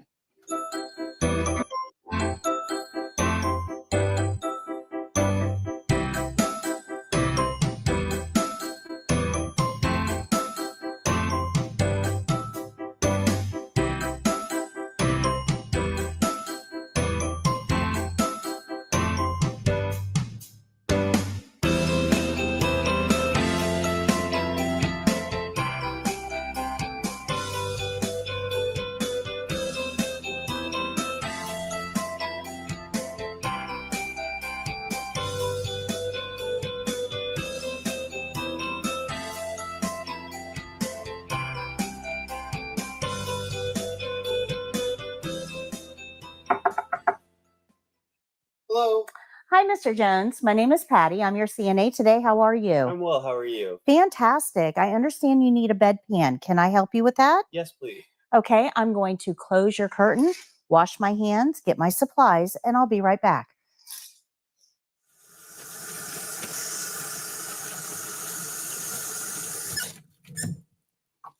After I've washed my hands, I'm going to get my supplies. I'll start with a barrier, unfolding it with the absorbent side facing up, and this is going to give me a clean place to put my clean supplies. And we're going to start with the chucks, and then I'll move over here to the patient environment. I need a set of gloves, a second set of gloves, hand wipes, and I'll need the bedpan, which will be in the bottom drawer. I'm going to open the drawer, but I'm not going to touch the bedpan until I put my gloves on. We'll go ahead and put the gloves on.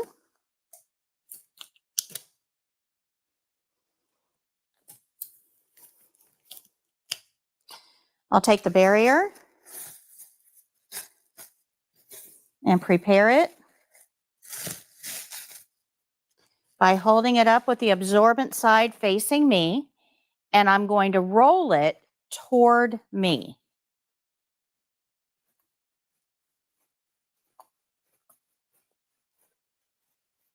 And we're going to set that aside. I'll get the bedpan and the toilet paper out of the drawer, and we'll put those on the bedside table. Now we're ready to start the skill. Okay, Mr. Jones, I'm going to ask you in just a moment to bend your knees and put your feet flat on the bed, and you're going to lift your hips up for me so I can unroll this chucks underneath you. This is going to protect your bedding while you use the bedpan. Okay? So I'm just going to loosen this sheet up a little bit so we've got some working room. I'll take my prepared chucks and we're going to place it on the bed where we're going to unroll it under the patient. It needs to be under the middle of the patient where the bedpan is going to go to protect the sheets from becoming soiled. Mr. Jones, can you bend your knees? And I want you to lift your hips as high as you can go. Thank you. I'll unroll that chucks all the way to the other end. Okay, you can relax. There you go. Now we're going to put the bedpan under the patient. The wider end of the bedpan goes under the patient's buttocks. So this will be toward the foot of the bed. Mr. Jones, can you lift for me? Thank you. Go ahead and come down. Make sure that that's centered appropriately. All right. And now I can remove this set of gloves. We'll throw these gloves away, and I'm going to put the head of the bed up. Mr. Jones, I'll put the head of the bed up now. That bedpan may shift a little bit. Feel free to move it as you need to and let me know when you're comfortable. And you can relax your legs.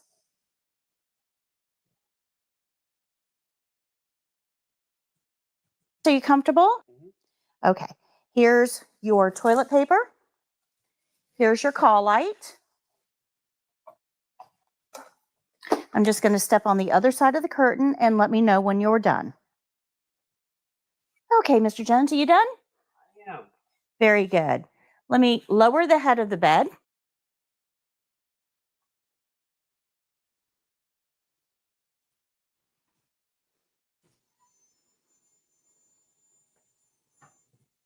There we go. And I'm going to put my gloves on.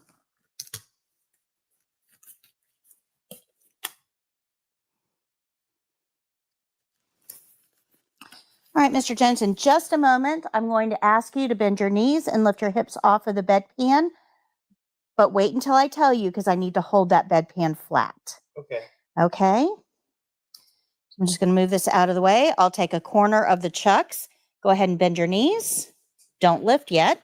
I'm going to take a corner of the chucks and hold the front of that bedpan down as he lifts. Go ahead and lift. And I'll pull the whole chucks and bedpan out. Relax.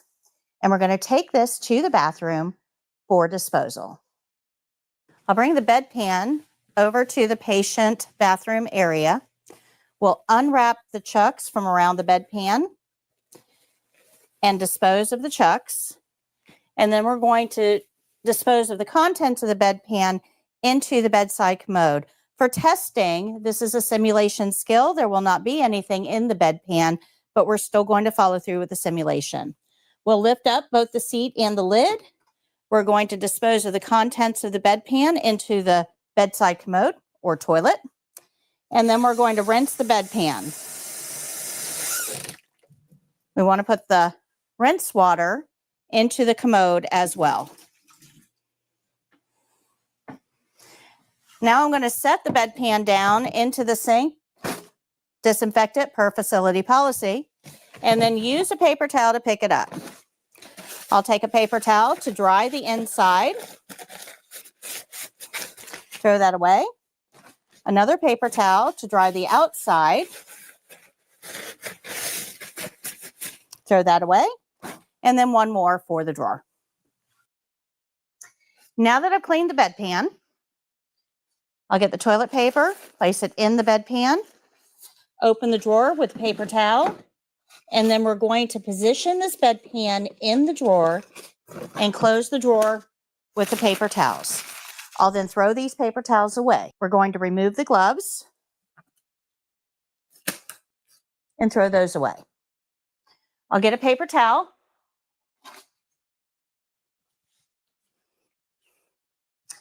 Mr. Jones, I'm going to give you a hand wipe so you can wash your hands after using the bedpan. Go ahead and take a hand wipe.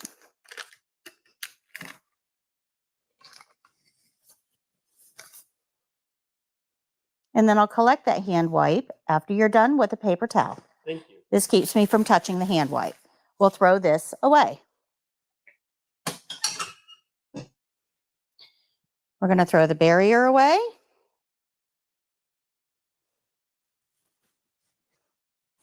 Clean our work environment.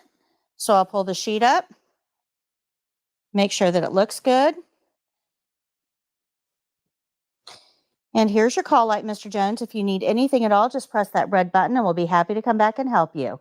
I'm going to remove your bedside table and open your privacy curtain.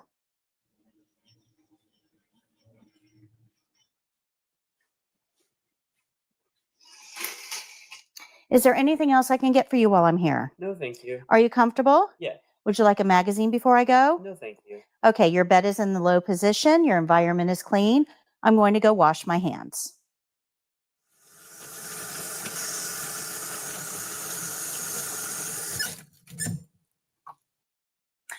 After washing my hands, I'll review the care plan, think about my skill, make any corrections, and then tell the evaluator my skill is done.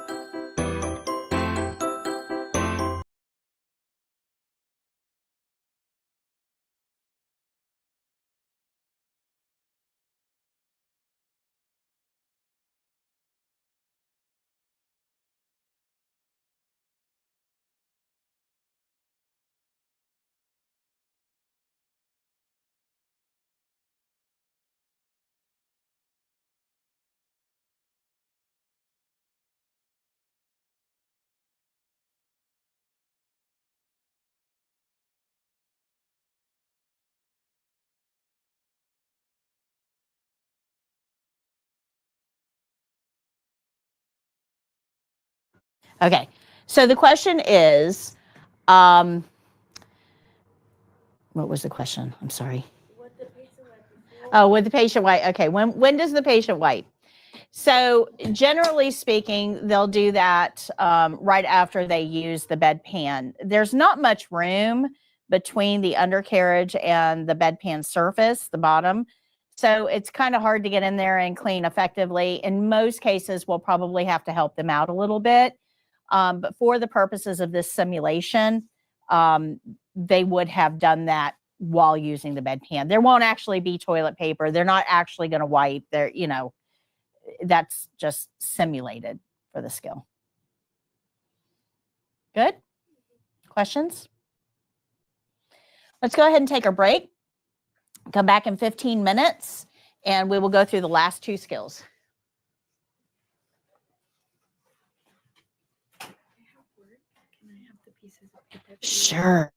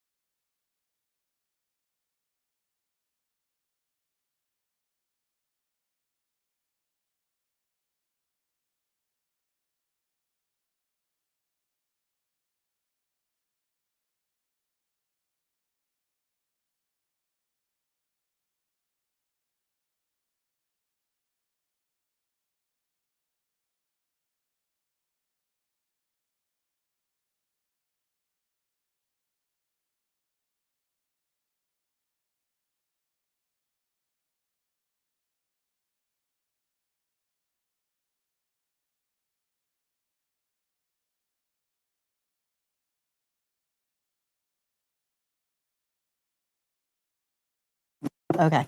All right. We are back.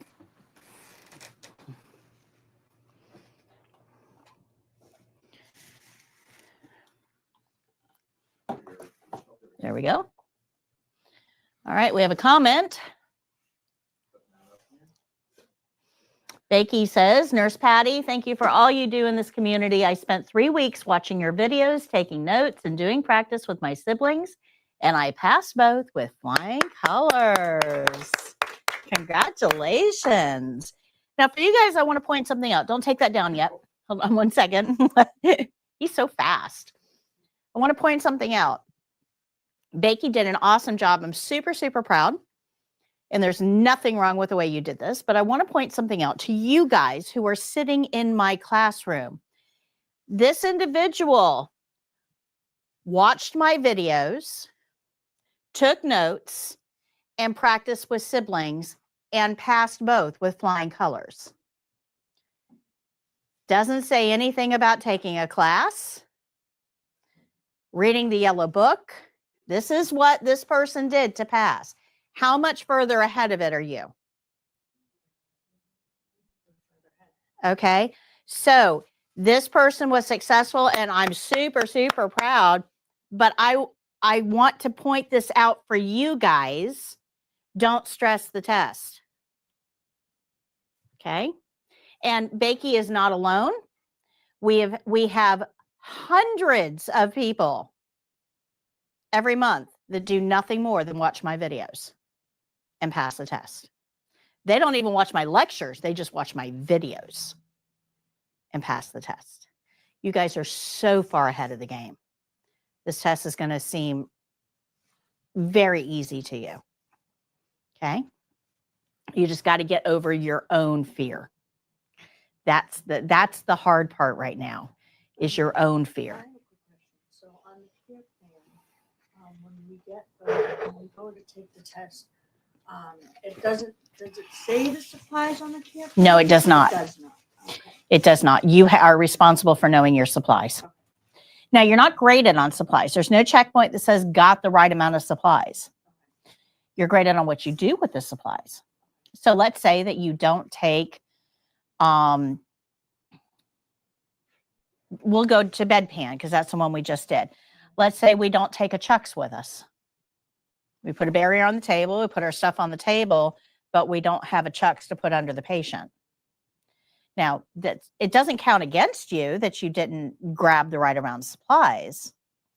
What would count against you is if you don't put a chucks under the patient, knowing that that bedpan is probably going to slosh and get their sheets wet. So if you recognize the fact that you didn't get a chucks, what could you do? Right. You just go get what you need. But can you reach into that clean supply cabinet with unclean hands? So if you've touched anything, you need to go wash your hands first. That's good. Any other questions? Do you say correction at that time, or you just go? You just go and do it. I would talk to the patient. Oops, forgot something. Hold on. I got to wash my hands to go get something I need. Again, just talk to the patient. Talk to the patient. Yeah, focus on them, not the evaluators. Good. So before we get into this, I want to talk about something I saw this morning on the news or on a group that I'm in.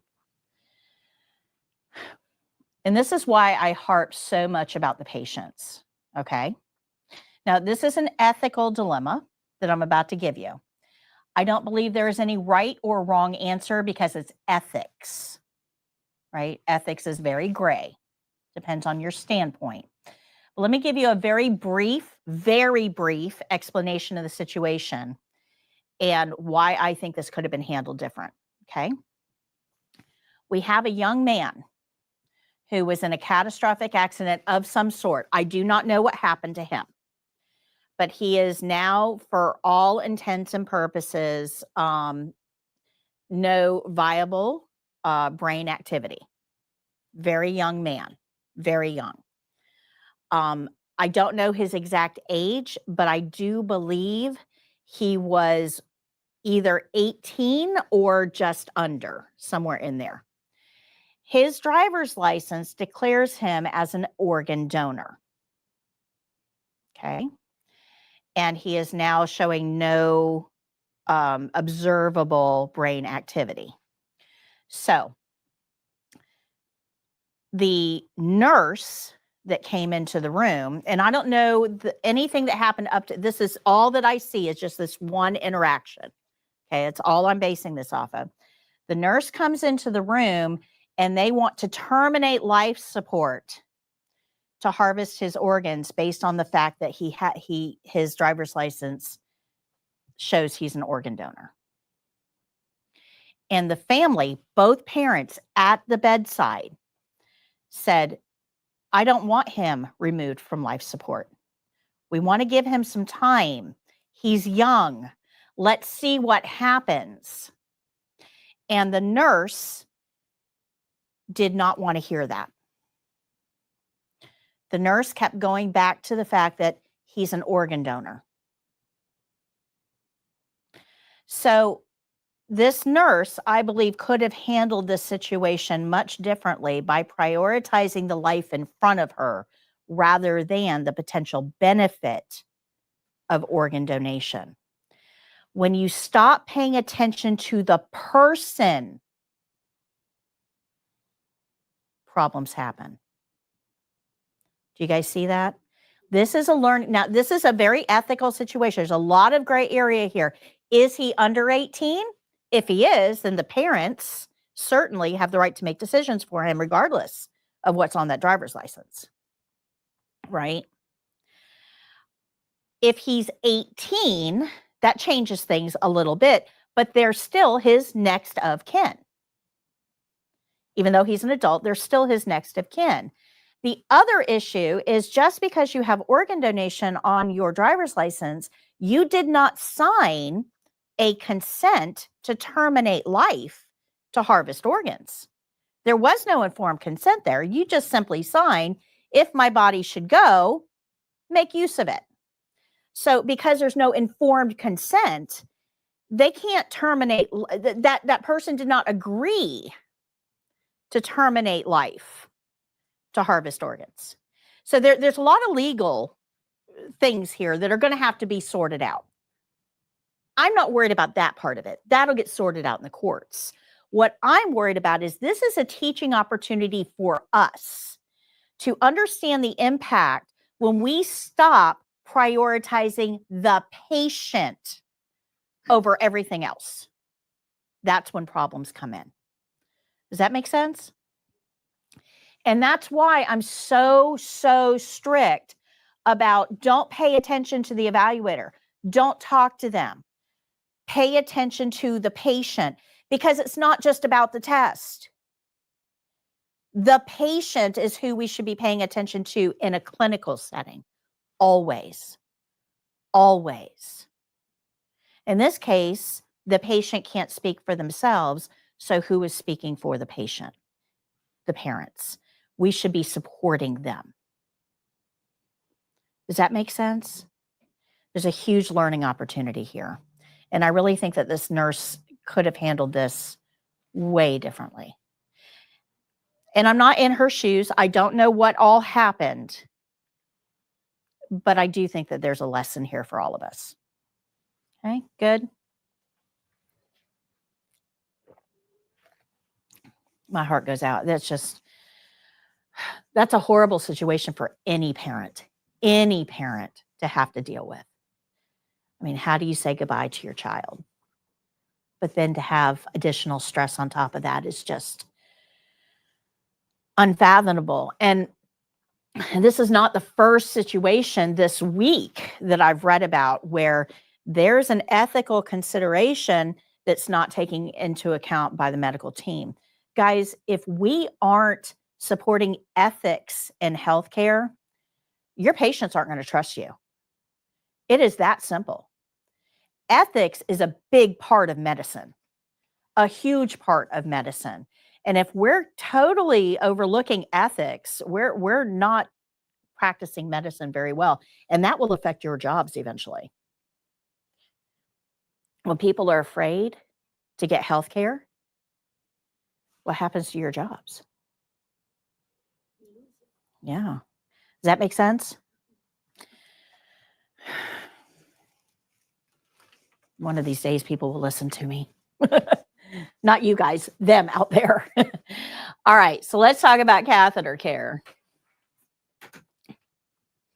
Nothing new to learn. Catheter care is pericare with an extra step. We know everything we need to know to do catheter care. You've got all of the principles written out here, but we know them all. We've recited them over and over and over again. Down here, this skill should take somebody with your level of experience about 15 minutes or less. It will be done on a mannequin. Mannequin will be in bed. Not much to learn here. Care plan at the top of the page, on page 159, tells us, provide catheter care with soap and water to a female resident with an indwelling urinary catheter. Clean the catheter tubing and perineal area only. So if you remember pericare, we changed the chucks out from under the patient. We cleaned the peri area down the middle, side, skin fold, using the leaves method. Whatever we washed, we rinsed. Whatever we rinsed, we dried. And then we turned the patient over and cleaned the backside because it was laying on a wet pad. It's the whole reason you have to clean the backside. It was laying on a wet pad with pericare. We went up the middle, side, up the middle again, and then changed the chucks out again. That was pericare. So what's the similarities here? Well, with catheter care, we're going to put a chucks under the patient. They won't have one there to start. We're going to put one there. We're going to clean the peri area, middle, side, skin fold with the leaves method. Whatever we wash, we rinse. Whatever we rinse, we dry. That's all exactly the same. What's different is that we're not going to clean the butt. You don't have to wash the backside because they're not laying on a wet pad. Instead, we're going to clean the catheter tubing. So pericare is front and back. Catheter care is front and tube. We also don't leave them on a chucks at the end. There's no need to leave somebody on a chucks. Remember, chucks are plastic lined. They're going to hold in body heat, make the patient sweat. Now we've got warm, dark, moist to worry about. So since they're not leaking urine, we don't need a pad. Good?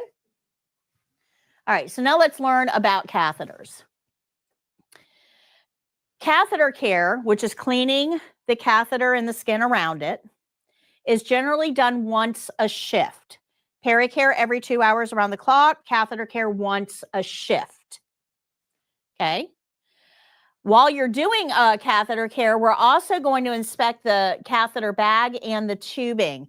You want to make sure it's not coiled near the floor where feet can get all tangled up in it. You want to make sure the bag is never above the hips because recycled urine is no good for anybody. You want to make sure they're not laying on the tubing so it would get kinked.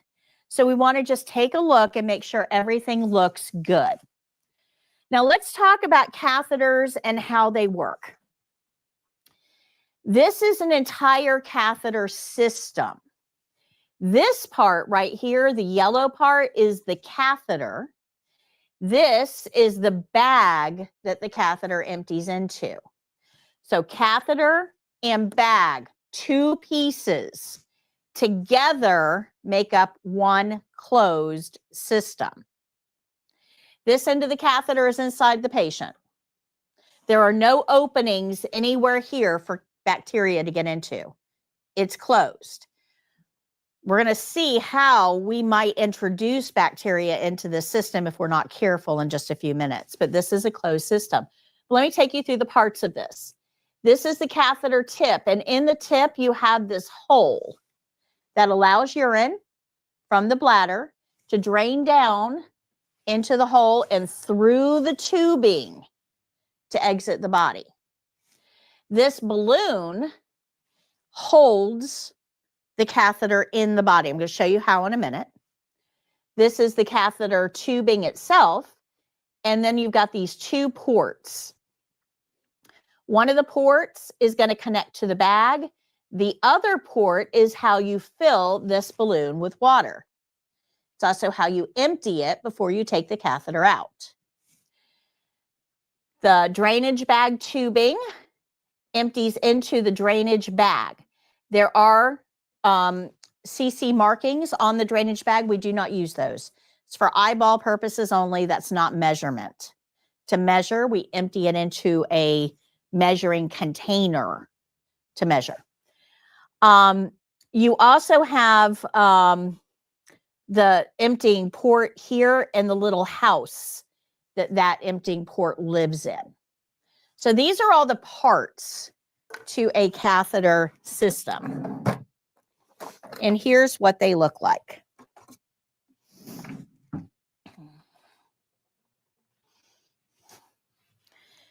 This is the catheter. Two ports, one that the drainage bag connects to, the other is how we inflate and deflate the balloon that keeps the catheter in the body. Do you remember the bladder we talked about on Wednesday? How it has that valve at the bottom of the bladder? We put this catheter in when it's flat.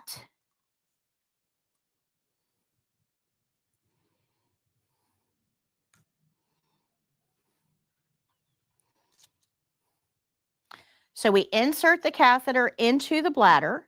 Once it's in place, then we use sterile water to fill the balloon up to keep it from sliding out. Good? That's all done through this port. The way that we would know, let me get to the next slide and I'm going to show you, okay? But this is one closed system. Nowhere for bacteria to enter right now. I'm going to pass this around so everybody can take a look. Closed system.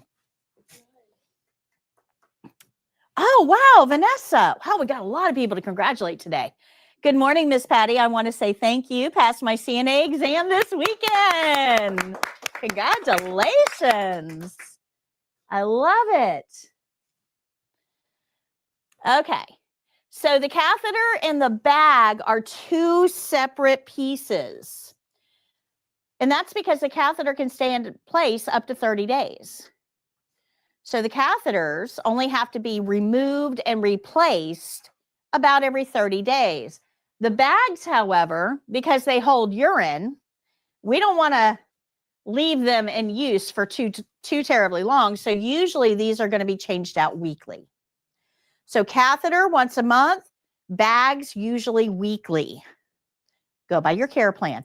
But that's why it's two separate pieces. We don't want to be inserting and taking catheters out too often because that risks infection. Good? Questions? Okay. So what are CNAs responsible for? Whoops. CNAs are responsible for cleaning the catheter and the skin around the catheter, pericare, emptying the drainage bag, and documenting output. This is what we do as CNAs. We clean the catheter and the skin around it, we empty the bag, and we document the output. I did not say anything about putting the catheter in or taking it out, did I? I did not say anything about switching out that bag, did I? We are responsible for cleaning the catheter and the skin around it, emptying the bag, and documenting the output. That is our responsibility. Now, we can be trained to do other things. You can be trained, but that requires training. You're not trained until you're trained. Make sense? Good? This is the biggest danger. Remember pathogens? We've talked a lot about them. They require warm, dark, moist. Well, the bladder is certainly warm, it's certainly dark, and it's certainly moist, and it has the added benefit of having enzymes and proteins that are necessary for pathogens to procreate. So think of open bar and all-you-can-eat buffet. It is the ideal breeding environment for pathogens. So we want to make sure that we don't introduce any pathogens into the bladder. Now, luckily for us, we've got a couple white blood cells that hang out in our urethra. Remember, the urethra is the tube that goes from the bladder to the outside world. We got a couple bouncers that are stationed there. And when bacteria come up, 1 or 2 at a time, the bouncers are able to get rid of them. You don't belong, go away. But when bacteria come up by the busload, your bouncers can't catch all of them. And once they get into the bladder, it's an infection. Well, what makes this system so dangerous is that this is a secret tunnel that bacteria can use to bypass the bouncers altogether. They have direct access to the bladder. Remember, warm, dark, moist, all-you-can-eat buffet, and open bar. Make sense? All right. So urinary system review. We got 2 kidneys. They filter blood, produce urine, drip, drip, drip, drip down to the bladder. A little valve at the bottom of the bladder holds the urine in the bladder until you go to the bathroom. The valve opens, urine comes out, valve closes, you're good for another couple hours. That's a healthy urinary system. What changes when we have a catheter is that catheter is doing nothing more than holding open that valve. That's all a catheter does. It holds that valve open and diverts the urine. When you hold the valve open, you make the patient incontinent.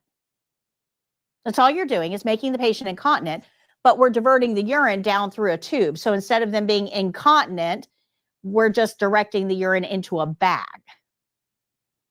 But that's all a catheter does is hold that valve open. That's it. It's nothing mystical. It's nothing magical. It just holds the valve open. But without that balloon there, without that balloon in place, that catheter is nothing more than a flimsy piece of spaghetti. You put a catheter in there, you let go, it's going to slither its way right back out. It's not going to stay. So that balloon is inflated and it sits right above the valve. So it's going to keep that catheter in the bladder where it goes. Now, how do we know when to inflate this? Well, when we insert the catheter into the bladder, urine is going to go through those holes, through the catheter and into the bag. So when we see urine, we know where? In the bladder. And now we can inflate that balloon. Good. So the catheter just keeps the valve open. That's it. That's its sole job. It's all it does. But it empties the bladder, keeps it empty. Well, empty bladders are very small. Do you see how we have that tip that kind of sticks up off of the catheter? You can see it on that one too. Well, your bladder is kind of a dumb organ. It doesn't have a big vocabulary to talk to the brain with. It really only has 2 words that it can use: pain and pressure, or in this case, pee. Okay, when it fills up, pressure rings a bell in the brain, says, I got to pee. You go find a bathroom, you empty your bladder, and life goes on. But we also have pain. So pain and pee, those are the only 2 words a bladder has. That's it. So when we put a catheter in and we keep this bladder deflated, the tip of that catheter hits the top of the bladder. Now, the bladder only has 2 words, and this one, it's not pain. This is not pain that we feel. What's the other word? Pressure, or pee. So when we put a catheter in and that bladder stays small, tip of the catheter hits top of the bladder, the brain's going to think the patient needs to pee. And the patient's going to hit the call light and say, oh my gosh, I got to pee. That's normal. That sensation goes away in about 12 hours. Get them involved in something. Read a book, watch a movie, take a nap. Get involved in something. That sensation goes away after a while. It's not pain. It's just, I gotta pee. That's absolutely normal. We still report it to the nurse because we report everything to the nurse, but we know that's normal. Now, if the patient says, ow, ow, ow, it hurts, it hurts, it hurts, pain is not the same as pee. Pain is pain. There's a very small percentage of people, like 1% of the population, that when we put a catheter into their bladder, it triggers bladder spasms. Have you guys ever had a Charlie horse in your leg? How bad does that hurt? Like on a scale of 1 to 10, 23, right? Okay, this is a Charlie horse of the bladder. The bladder is literally trying to push out that catheter, and it's extremely painful for patients. We have a medication we can give that person, and it puts the bladder to sleep, knocks the bladder out. No more pain. Yay, that's an awesome thing. But every medication has a side effect and a potential consequence. In this case, some of those people we give the medication to, their bladder doesn't ever wake back up. We don't just put it to sleep, we kill it. That means that patient's going to have a catheter for the rest of their life. So when a patient hits a call light, says, I got to pee, and they've got a catheter, that's normal. Just relax. Your body's doing it all by itself. You're okay. If the patient hits call light, says, ow, it hurts, go get the nurse right now. The nurse is going to have to evaluate what we're going to do with this patient. Is it possible for me to take the catheter completely out? That's my best case scenario. Let me just take that catheter out, figure it out. If I have to leave the catheter in and there's bladder spasms, then we're going to have to think about that medication, but there's risks. Don't ignore pain. Make sense?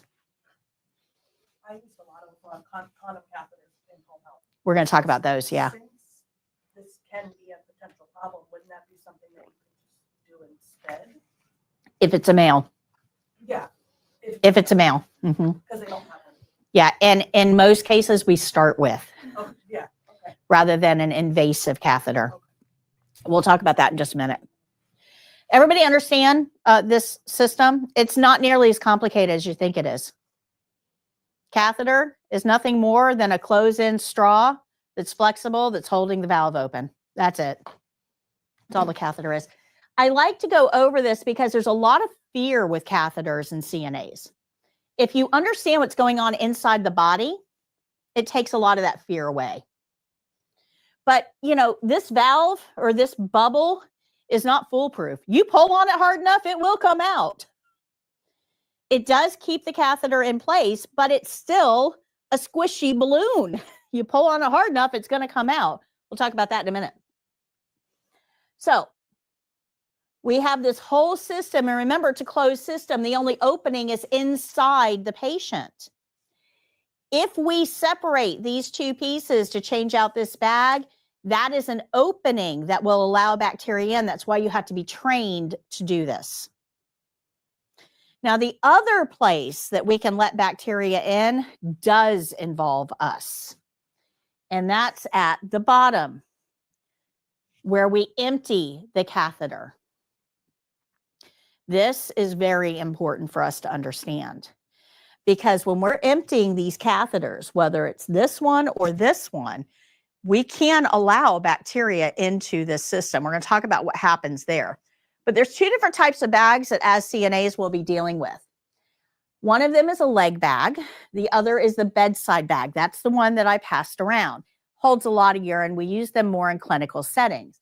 Leg bags are used usually by ambulatory patients, patients that are up and about and moving and want to conceal a urine bag. Nobody wants to carry a suitcase of urine with them through a room. I mean, that's just, and we have a surprising amount of patients that have catheters in our community, shopping at Walmart, going to the movies, eating at the Outback, and you'll never know it because they're not carrying their suitcase of urine with them. they're wearing it attached to their leg. So this is a leg bag. It allows for much more discreet collection of urine. Has a little valve at the bottom, and that's how we empty the bags. Most people with leg bags will take care of it themselves. They just go to the bathroom, stand over the toilet, open the valve, the urine goes into the toilet. Easy peasy. All right. So when we're emptying the bag, whether it's a leg bag or a bedside bag, this drainage port will allow bacteria in if we allow it to touch anything. Now that's a problem because once bacteria gets into this bag, it has what it needs to procreate. And bacteria don't need little boy bacteria and little girl bacteria to make baby bacteria. They just need the right conditions. They zip themselves in half, and now we have 2. 2 becomes 4, 8, 16, 32, 64, 128, 512, 1064, and so on. It's exponential reproduction. So it doesn't take long.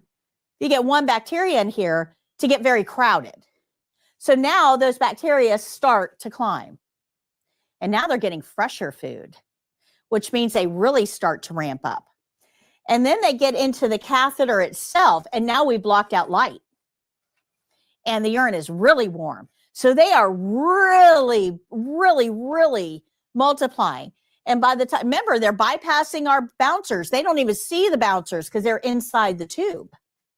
By the time they jump out the hole at the top of the catheter into the bladder, there are a couple of 100 trillion bacteria, not 1 or 2. So this goes from patient is fine to patient is really sick in 30 minutes. What happened? Well, what happened was an overwhelming invasion all at once. Now, remember, we don't put catheters in healthy people most of the time.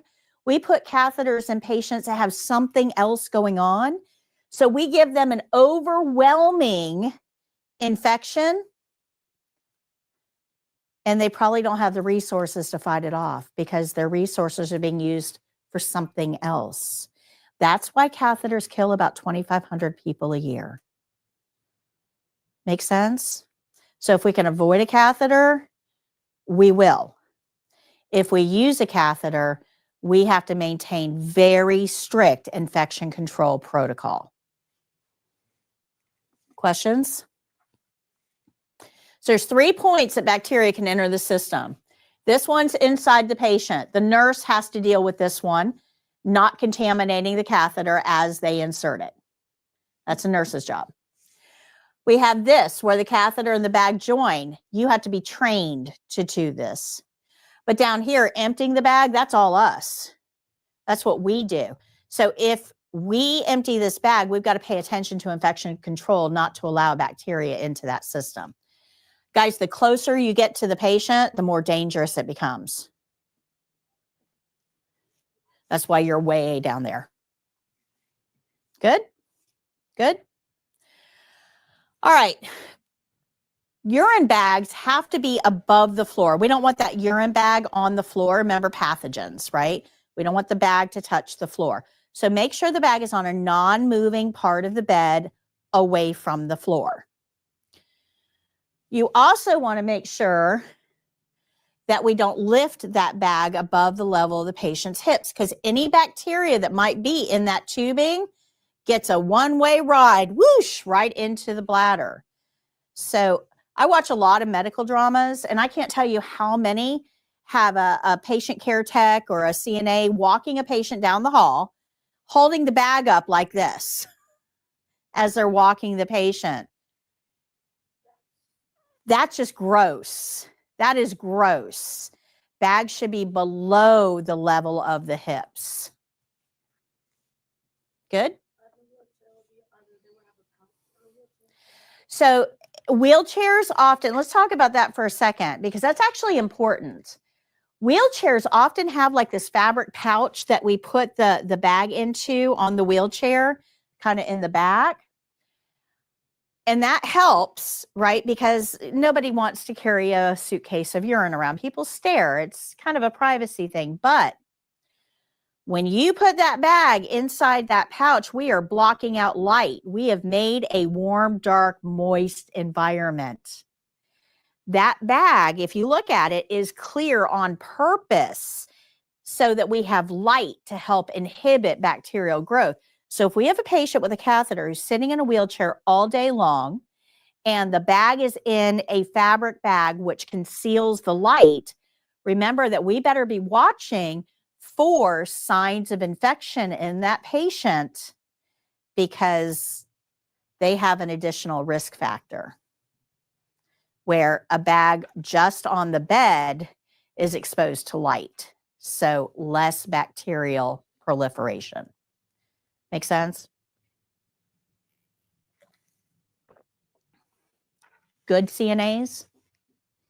You can be a CNA or you can be a good CNA. Good CNAs are always looking for warm, dark, moist. Always looking for warm, dark, moist. All right. Sometimes people pull catheters out, usually if they're confused. It's very common to pull a catheter out. Usually when they start to tug on it, they stop because it hurts. You've got that bubble, but that bubble is squishable. It's just filled with water. So they pull hard enough, it's going to come out, but you've got a bubble this big going through a tube this big. You're going to get some tissue tearing. There will be a little blood. Your patient's not dying. Don't freak out. You start to freak out, they're going to freak out. Trust me. We go get the nurse. You want the nurse to know about this. But before you go get the nurse, there's something else I want you to do. We don't want to just leave the catheter hanging out there. That's not professional. Don't leave it for the next shift either, by the way. That happens a lot. When a patient pulls a catheter out, we want to put it in a trash bag. I know it's here somewhere. There we go. Nope, just a trash bag. So if you, like in the bottom of this trash bag, if I took this bag out real quick, there will be other new bags in the bottom. And that's what I'm going to do. I'm just going to go to a trash can, get into the bottom of it, get a new bag out, and I'm going to put the whole thing in a trash bag. The urine bag, the tubing, the catheter, the whole thing goes in this trash bag and it goes in the bathroom. Because as a nurse, I have to look at this. A catheter that comes out and the bubble is intact, that's a situation I can deal with. A catheter that comes out and the bubble is not intact, that's a problem because that means a piece of that bubble might still be left in the patient. And that's a foreign body, which can cause issues. So when you come to me as a CNA and say, hey, Mr. Jones pulled his catheter out, I have to go look at that catheter to make sure the whole thing came out because I'm going to have to document that. If you go throw that away somewhere and I don't know where it's at or it's in soil utility with everybody, if I have no way of verifying this, it's a problem. Does that make sense? Good.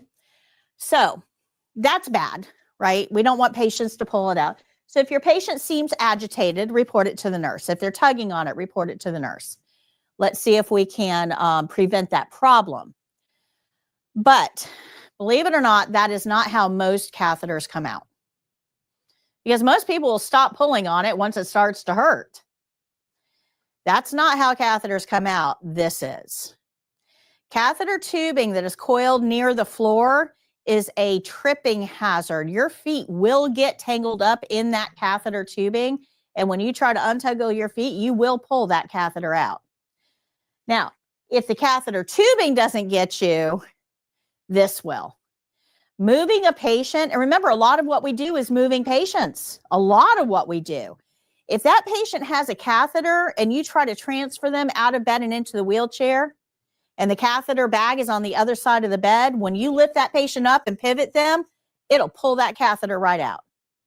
Ambulate a patient. When you go to stand a patient up and walk them, if you didn't grab that bag before you did that, you'll pull that catheter right out.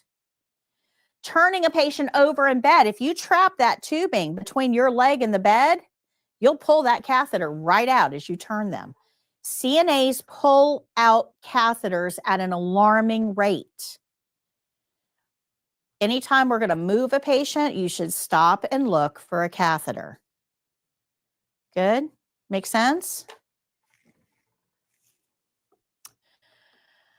All right, so there's a couple of different types of catheters. This is an indwelling or Foley. Remember, everything in healthcare has two names. I don't know why. Indwelling or Foley has that little balloon on it. That means it's designed to stay in for a long time, up to 30 days. But sometimes we just need to get in there, empty the bladder, and then take the catheter away. It's not going to stay in. So we don't need anything with a balloon on it. We just need something like this. This is called an intermittent cath, also known as a straight cath, also known, this thing's got three names, also known as a Red Robinson, because it's red and some guy named Robinson made it. So yeah, in healthcare, if you design something, you get to name it.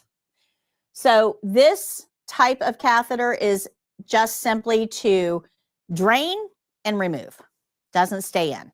So indwelling, straight cath, drain and remove. And then we have these. These are called condom catheters, external catheters, or Texas cath. I don't know why. Can't tell you. Have no idea on that one. But a Texas catheter. All I can think of is cowboys roaming the range. I have no idea. Have no idea. Don't even want to entertain that thought. All right. We'll talk more about Texas catheters in the next lesson, just right after this, okay? I'll give you a little bit more information on that. So for catheter care, we're going to hold that catheter out of the way and clean the same way we clean peri-care. So middle, fold, side, fold, other side, fold, skin fold, fold, and on the back, skin fold. Just like peri-care. Whatever we wash, we rinse. Whatever we rinse, we dry. And then, remember, always away from the urethra. And then we're going to hold that catheter where it exits the body. You don't want to tug on it. Remember, you tug too hard, catheter comes out. So we're going to hold that catheter where it exits the body and clean the tubing away from the body. And we'll do that 4 times. So we're going to clean, fold, clean, fold, clean, fold, clean, fold. Whatever we wash, we rinse. Whatever we rinse, we dry. Good? Makes sense? Okay, so we're going to follow that care plan. Tells us provide catheter care with soap and water to a female resident with an indwelling urinary catheter. Clean the catheter tubing and perineal area only. It tells us exactly what to do.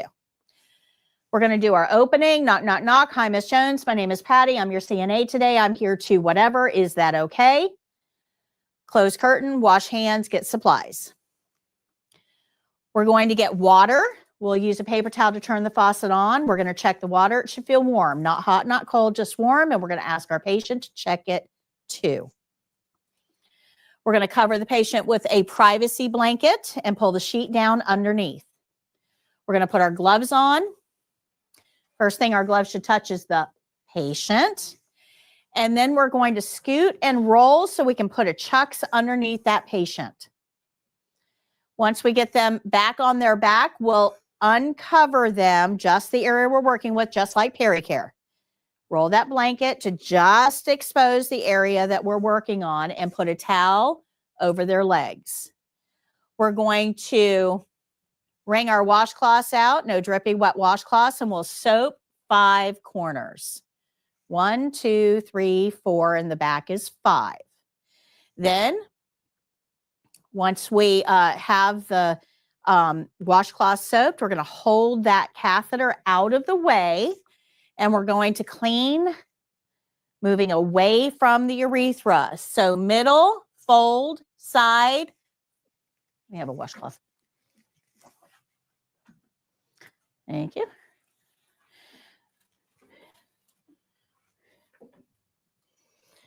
So I'm going to hold that catheter down the middle, fold, side, fold, side, fold, skin fold, skin fold. Whatever we wash, the exact same way. Whatever rinse, we dry away from the urethra. And then we're going to rinse out a washcloth really well, no drippy wet washcloths. And we're going to soak 4 leaves this time. And then we're going to hold the catheter where it exits the body, wrap the washcloth around the tubing and wipe away from the urethra. Fold that leaf over, away from the urethra. Fold that leaf over, away from the urethra. Fold that leaf over, and one more. Whatever we wash, we rinse. Whatever we rinse, we dry. Good? Nothing new here. There's nothing new here. You got everything that I have said so far, you guys have known. Okay, good. Cover her back up. We're going to take that chucks out from under the patient. Keep them in the middle of the bed with their privacy blanket on so we can get rid of all of our supplies and clean up. Once we put our supplies in dirty linen and clean and store our basin, then we can remove our gloves, take the privacy blanket away, and perform our closing. Any questions? We're drying with the towel that's across. Yes. Okay. You can take a second towel if you want to, but you don't need to. Okay. Yeah, you can use the one that's on their legs. I try to teach you to do the skills with as few supplies as possible. And one day you will come back and you will thank me. Because most facilities do not have nearly enough supplies. So knowing how to do these skills with the fewest supplies possible will help you.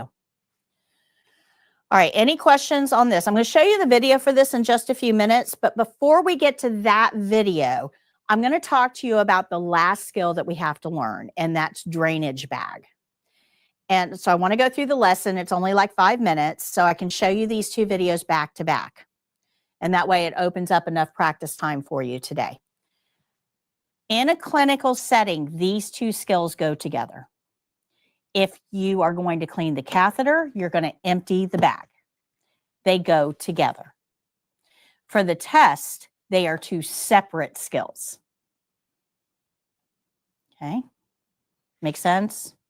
So for the test, they're 2 separate skills, but in a clinical setting, when you do catheter care, you're also going to empty the bag together.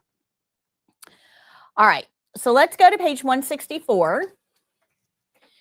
And let's talk about drainage bag. Again, nothing to learn. This is the very last skill. This is it. We're at the end. Yay! Nothing new to learn. Down here, you can see test-specific information. Somebody with your level of ability should be able to do this in 9 minutes or less. It takes me 4. Mannequin is going to be your patient, and they're going to be in bed. Documentation is required for this.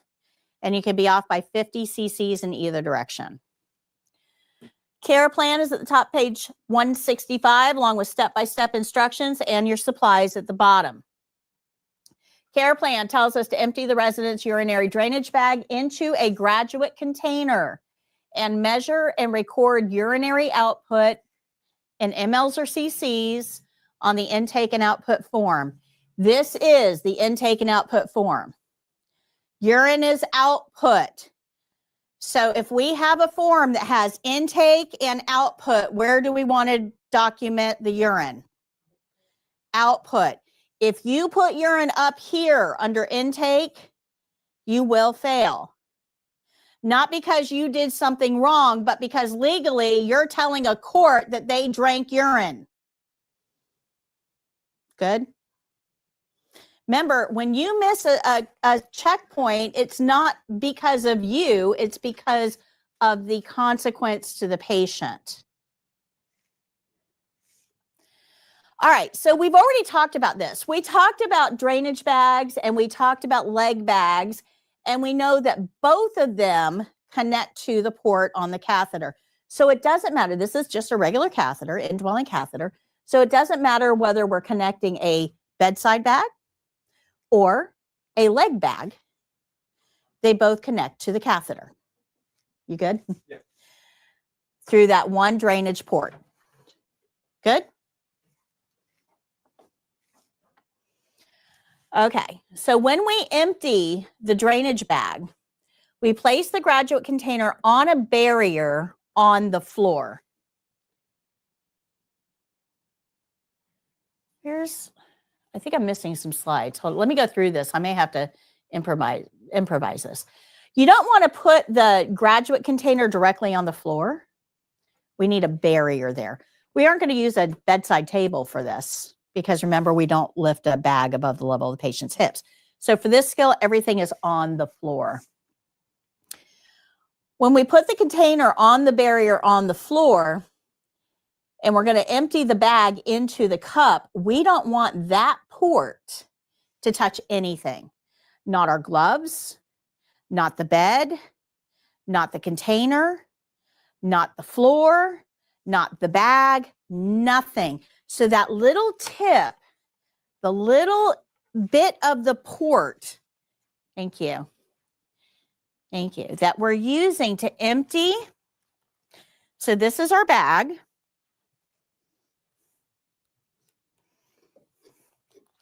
This is our bag, and this is our port. When we take it out of the house, this is a T valve. A T valve slides to the side. And now it's open. To close it, we slide it to the side. This part of the port, this section right here, you cannot touch. In order to slide that valve open and close, you have to keep your hand back here and open and close. Don't do this. This part of the port cannot be touched by anything. Good? So we open and we close. Right here, yep, right here. So this part right here can't touch anything. So I'm going to pass this around again, and I want you guys to play with that port. This is the same type of bag you'll see on the state exam. Other bags have different opening and closing mechanisms, but this is the one that they generally use. So to open the T valve, you're going to press on the side and push it through to open that valve. To close it, you press on this side and push it through to close it. When you close it, you have to put it back in its little house without touching anything. Yeah, I know that one's a little stiff.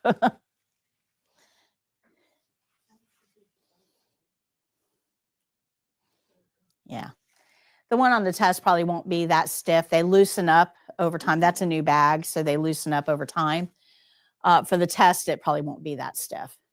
Remember, when we put it back in its house, you don't want it to touch anything. When we empty the urine into the container, we have to measure the urine. Remember, we don't use the markings on the bag.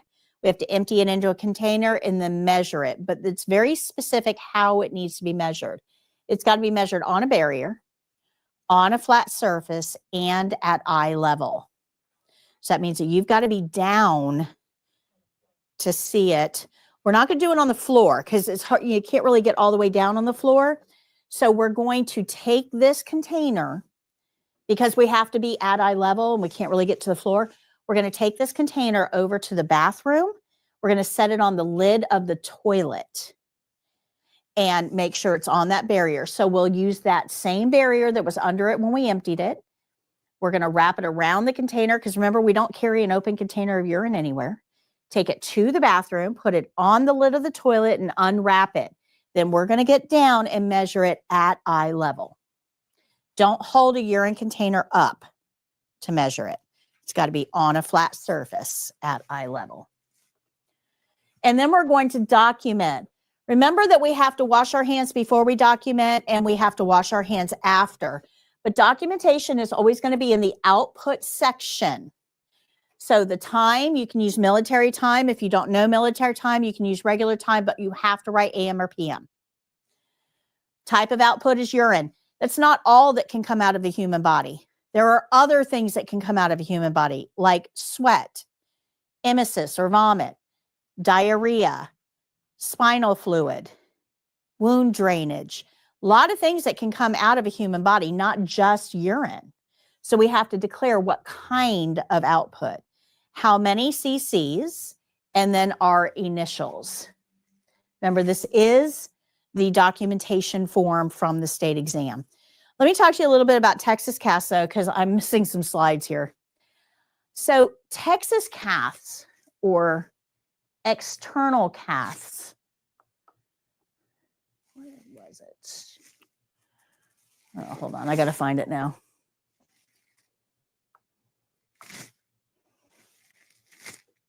There we go. So a Texas cath, or an external cath, this goes on like a condom on a male genitalia. This isn't used for females, it's only males. And that's why it's external. The inside is sticky. It can stay in place up to 3 days. This tip is just like these. So the bag, the tubing for the bag is going to plug right into that tip.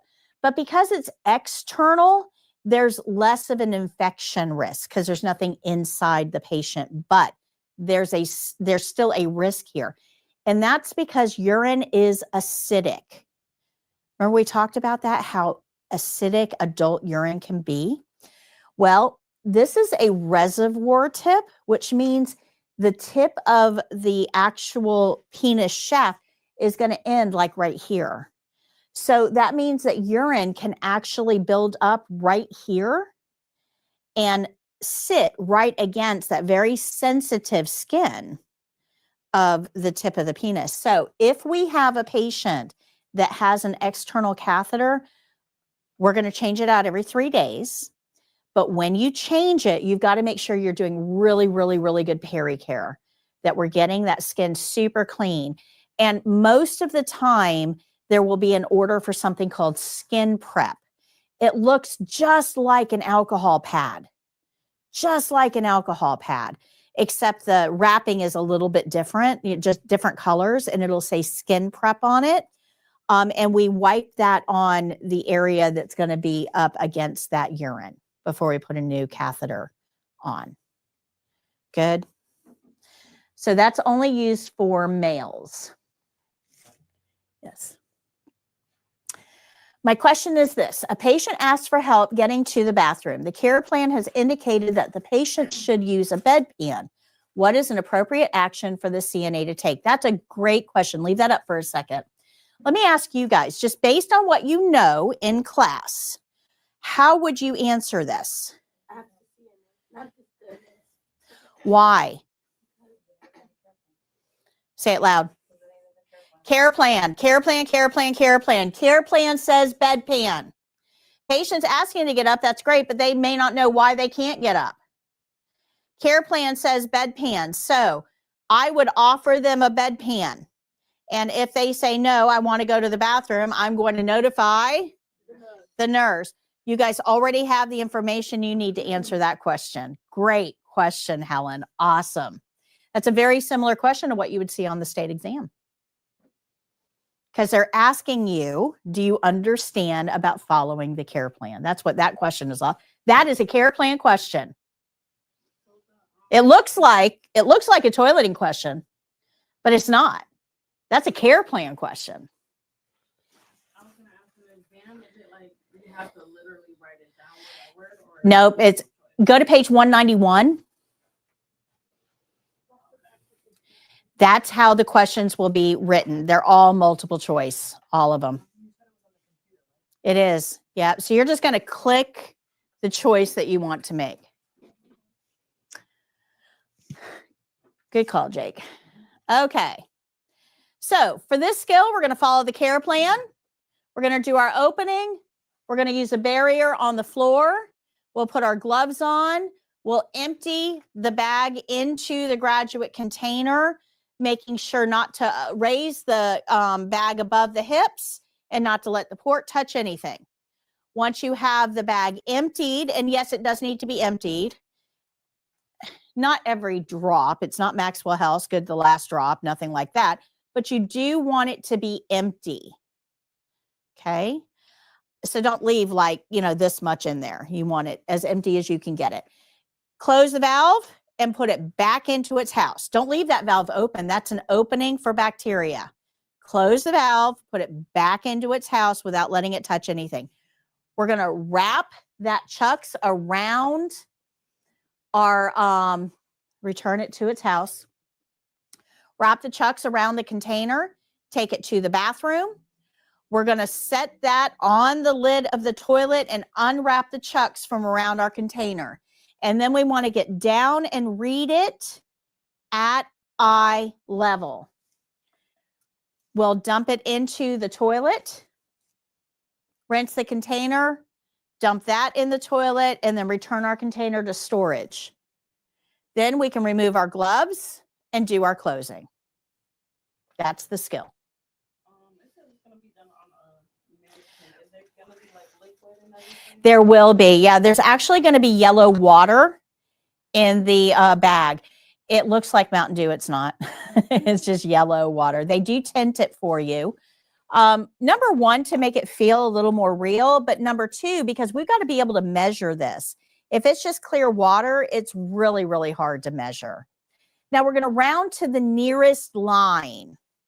So this is our graduate container.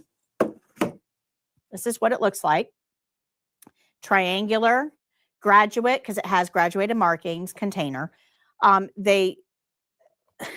There's some on the side, but they're really hard to read, in the translucent color. Look at the side that has the black markings. That has an outside and a CC side. Which side do we use in healthcare? CCs. And we want to round it to the nearest line. Up, down, doesn't matter, nearest line. You can be 50 off and still be okay for the test, but nearest line is what they're measuring it to.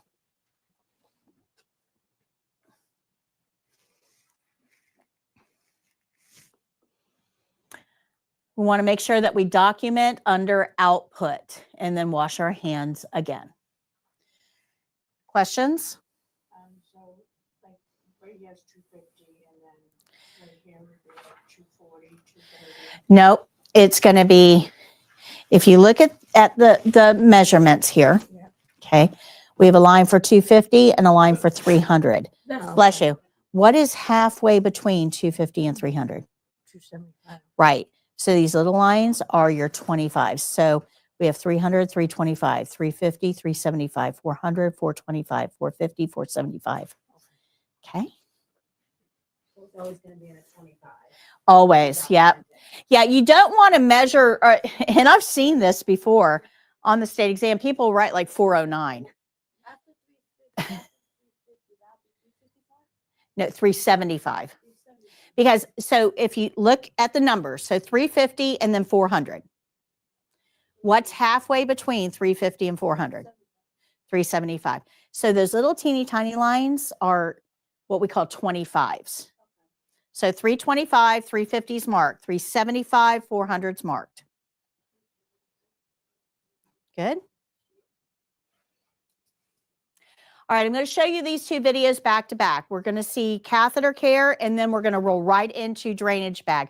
Remember, for the test, they're two separate skills. We do our opening, our skill, our closing. We do our opening, our skill, and our closing if we get both of these skills, but you may not. You might only get drainage bag.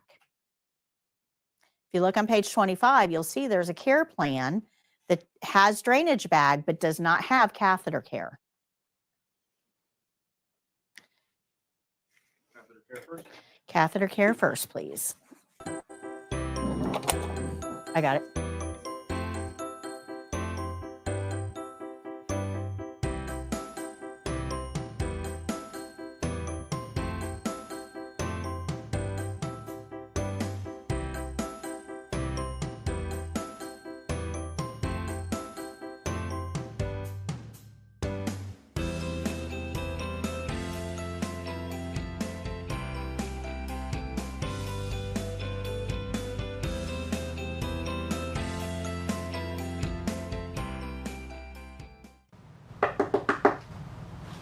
Miss Jones, my name is Patty. I'm your CNA today. How are you? Good. I need to do catheter care. Is that okay? I'm going to close your curtain, wash my hands, get my supplies, and I'll be right back. Okay, Miss Jones, I'm going to gather my supplies. I'll start out with a barrier that provides a clean place to put my supplies. And we're going to get 4 washcloths, a towel, a chucks, a privacy blanket, and now I'll gather my basin and soap.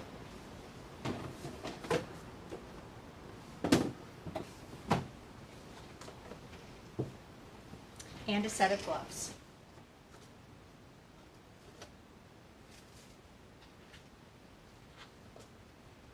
All right, Miss Jones, I'll just get some water. I'll be right back.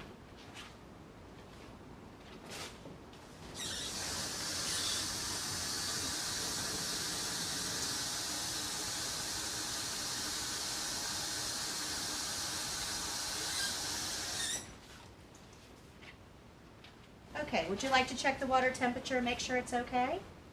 It's good? Good. I'll place the washcloths in there to stay warm.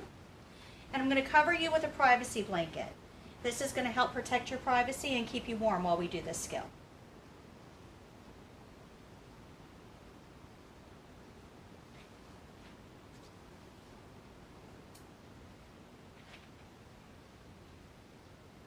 And I'm going to pull your sheet down to about your knees. Okay, Miss Jones, I'm going to place this pad underneath you. This is going to help keep your bed dry while we do this skill. First, I'll roll it toward me.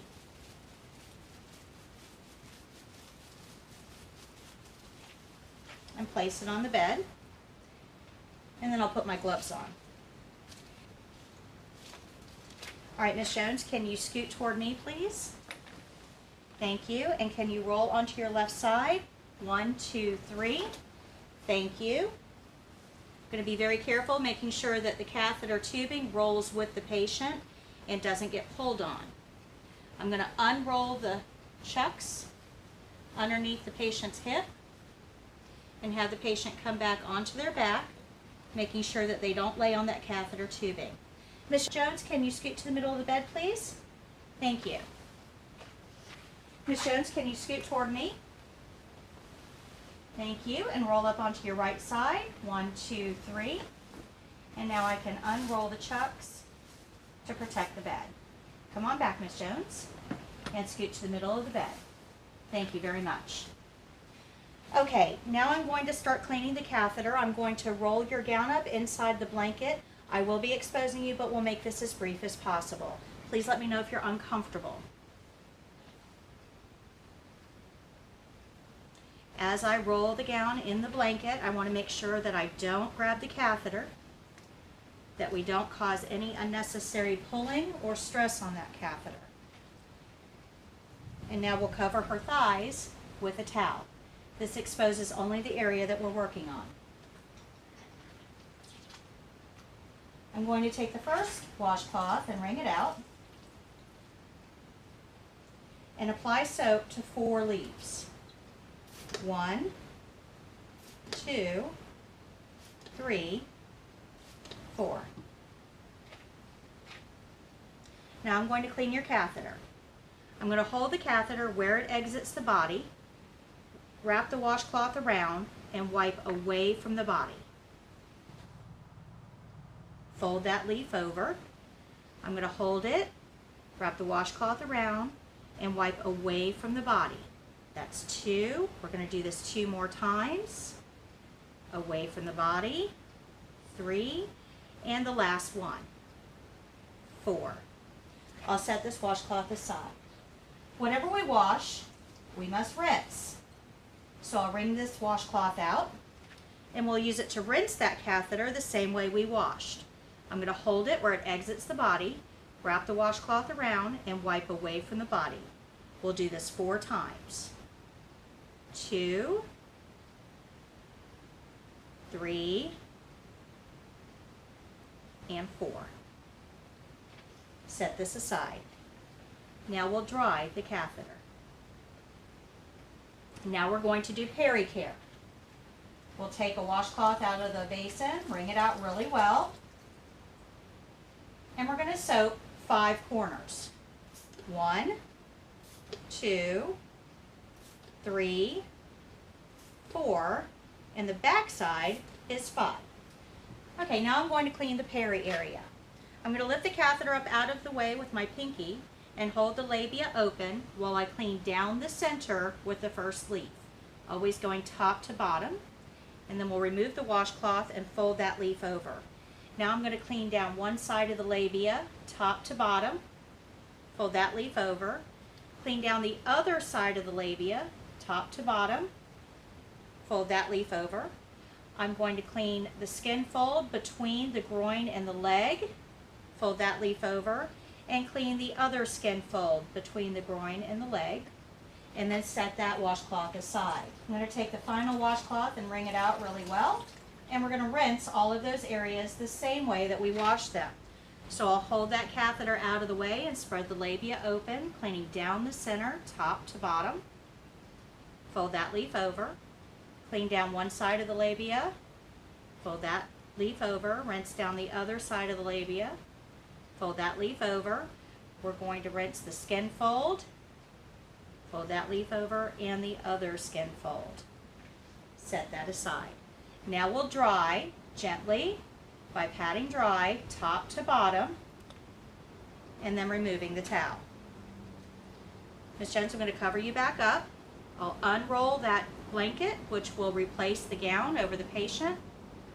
I'm going to make sure that the catheter and the tubing is coiled on the bed, not near the floor and not where the patient is laying on it, making sure it's not kinked. Ms. Jones, I'll be right back. I need to dispose of your supplies. The towels and washcloth will be placed in dirty linen.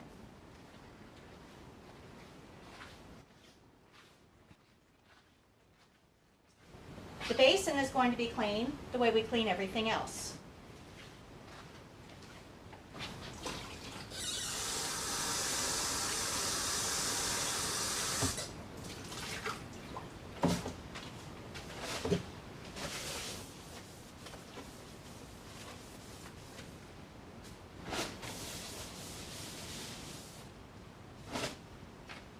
We'll return the basin to the drawer, and on the way we'll pick up the soap. We'll open the drawer with the paper towel and return the basin to its storage area. Now I'll dispose of my paper towels.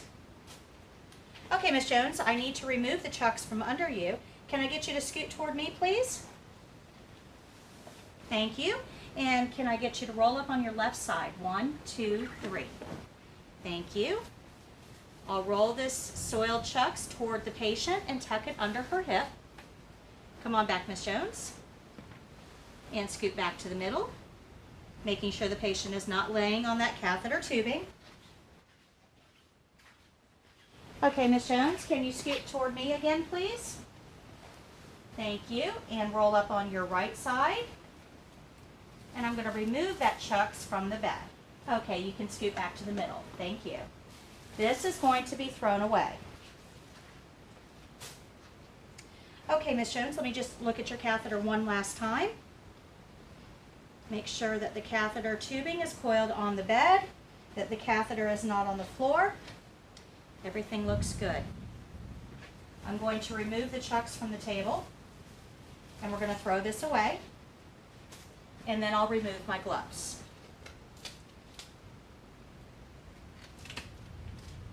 We'll throw those away. Okay, Ms. Jones, I'll pull your sheet up now. And I'll remove the blanket as I do so, rolling it into a ball. You put this in dirty linen. Okay, Ms. Jones, here's your call light. If you should need anything, just let me know. Are you comfortable? Can I get you anything while I'm here, like a magazine? I'm just going to open your curtain and wash my hands. After washing my hands, I'll think about the steps in my skill, make any corrections that need to be made, and then tell the evaluator my skill is done.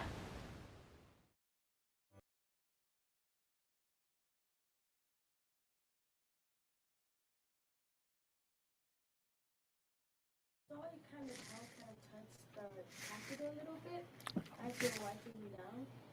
Will we try to avoid the catheter as you're wiping me down? That it doesn't matter. Yeah, because remember the catheter itself is going to touch the skin. So yeah, that doesn't, that just wipe away from the urethra. That's what they're looking for.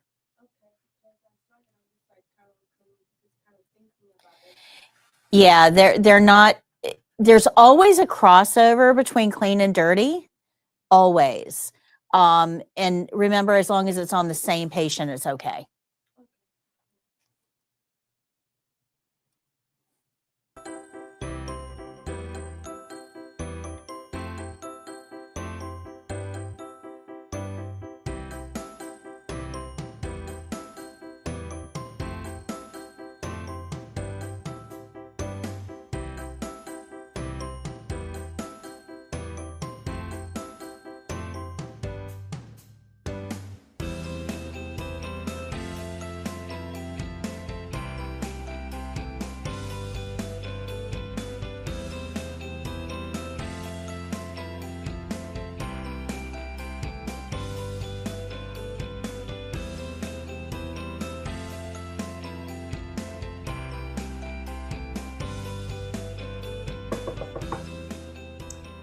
Good evening, Mrs. Jones. How are you today?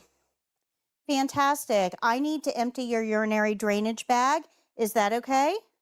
I'm going to close your curtain for privacy, wash my hands, get my supplies, and I'll be right back.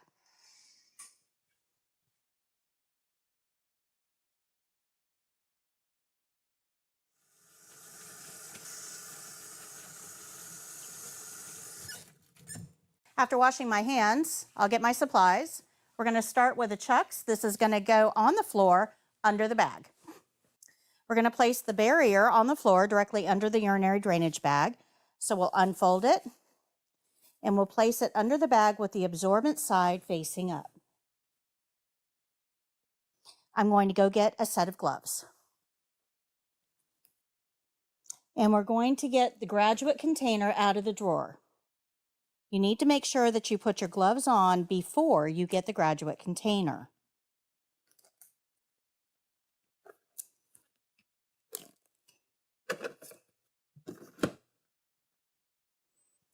We're going to place the container on the barrier directly underneath the bag. We use the emptying port to empty the bag.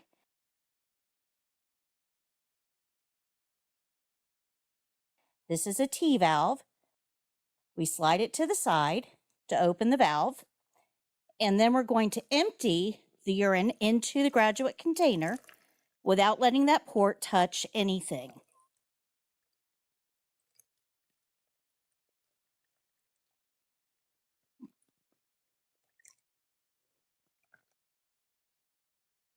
Once the bag is empty, we'll close the port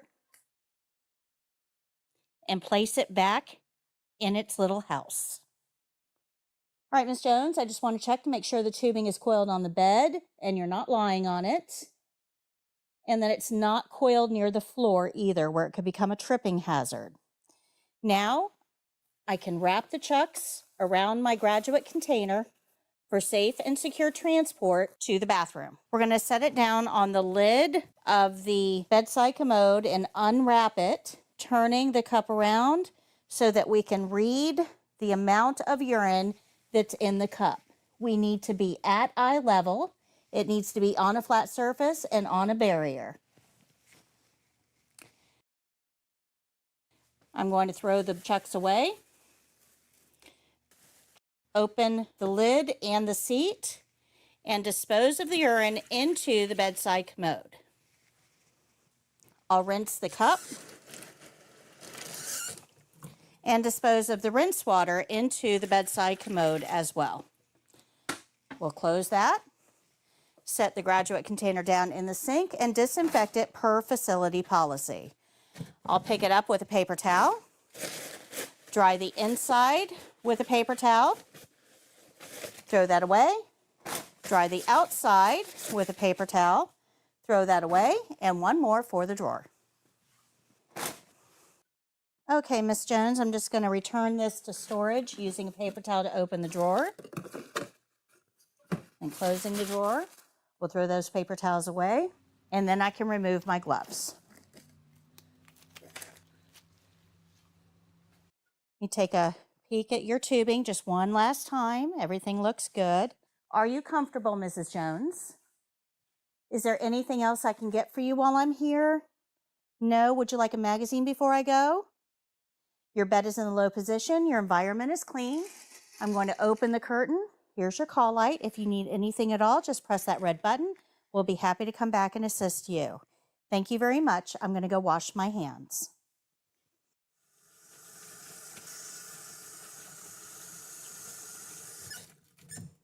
After washing my hands, we'll document the amount of output on the documentation sheet provided by the evaluator. We're going to document the time of output, the type of output, which is urine, the amount of output in cc's, and my initials. And we want to make sure that we're documenting in the output section. After documenting, I'll wash my hands one final time.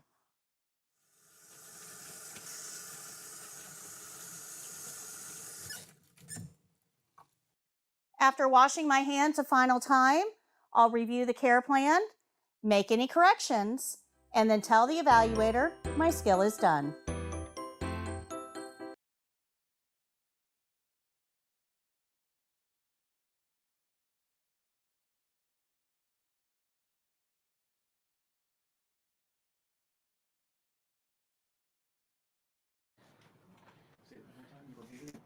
Any questions? Any questions? That's it. That's it for skills. You're all done. Now, any questions? I had a lot of deer in the headlight looks there. All right, last chapter of homework is chapter 10. You're going to take the test on page 190. Grade it, and I'll get your scores. You need to bring your yellow book. Nope. Your yellow book back to class on Wednesday. We'll have graduation. We're going to go over some employment tips, how to find a job, how to interview well, how to create your tell me a little bit about yourself speech. We're also going to talk about how to keep your certification once you get it, things like continuing education and renewal processes. So you have a lot to cover on Wednesday as well. But not skills. Still very relevant, but not skills. Please remember to bring your yellow book back.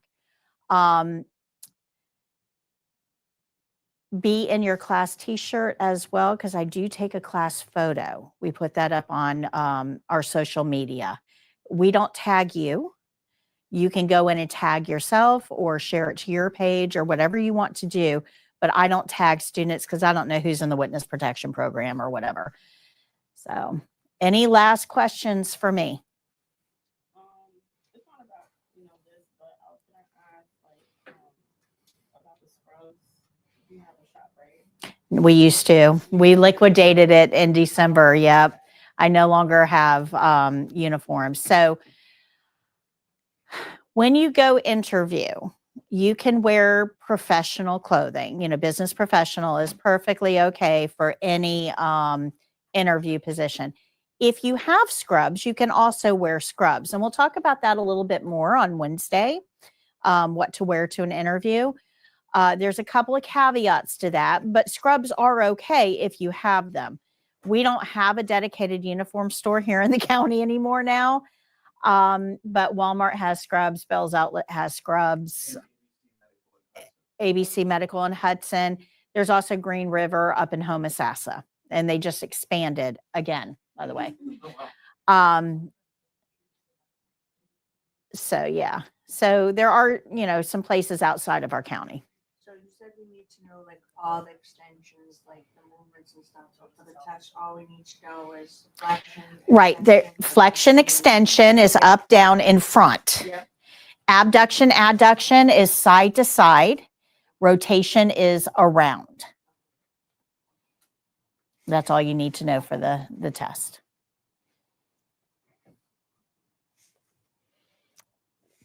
Anything else? Class go okay for you guys? Did I go too fast for anybody? Is anybody overwhelmed? I definitely feel like I need to review and go over all the steps, the skills, supplies, because I don't have that all down. Yes, steps are important.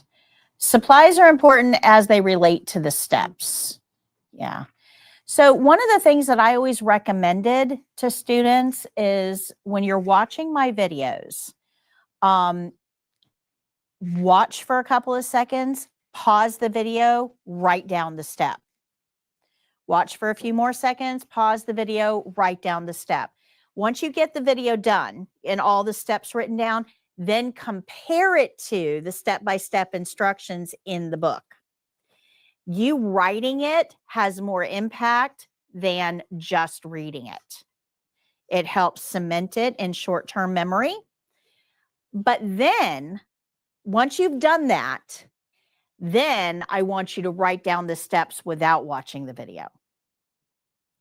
If you can do that, then you know the steps. Then you can start practicing. But there's nothing worse than trying to practice and you don't know the steps. So you're like fumbling all over the place and you're unsure of yourself. So watch the video. So watch and pause, watch and pause, watch and pause. Write down your steps. Compare it to make sure that you got everything. And then a couple days later, write down the steps without watching the video. But the online course is there to help you with this, by the way. The online course has in each skills lesson all of the steps, and it's a drag and drop interface that you put those steps in order. So once you've done that, once you've written down the steps, now you know the steps. Now you need to know the order. So then you go into the online course and you do the drag and drop activity for the ordering of the steps. When you do that, it falls into place so easily. But remember, the majority of people that take the test don't do anything but watch the videos. I don't recommend that. I think you need to do the skills. But the test is not nearly as hard as you are anticipating it to be. Okay, you won't know that until you're on the other side of it, though. I can tell you that until I'm blue in the face. It's not going to make any impact until you're on the other side of the test. And I know that. Little bit of fear makes you practice, though. So that's not a bad thing. Any other questions? No? All right. I'm going to go ahead and end today. So those of you who have joined us, thank you so much for joining us. Congratulations to all the people that passed. I'm super proud. Remember that Wednesday, we are here with our graduation. And if you have a chance, join us on Wednesday because I'm going to give you some very practical tips for acing your interviews to give you the best opportunity at getting that job that you want. And next Tuesday is our game show. And I'm off for a couple of weeks before the next class session. So thank you so much for joining us. And until next time, happy caregiving. Bye.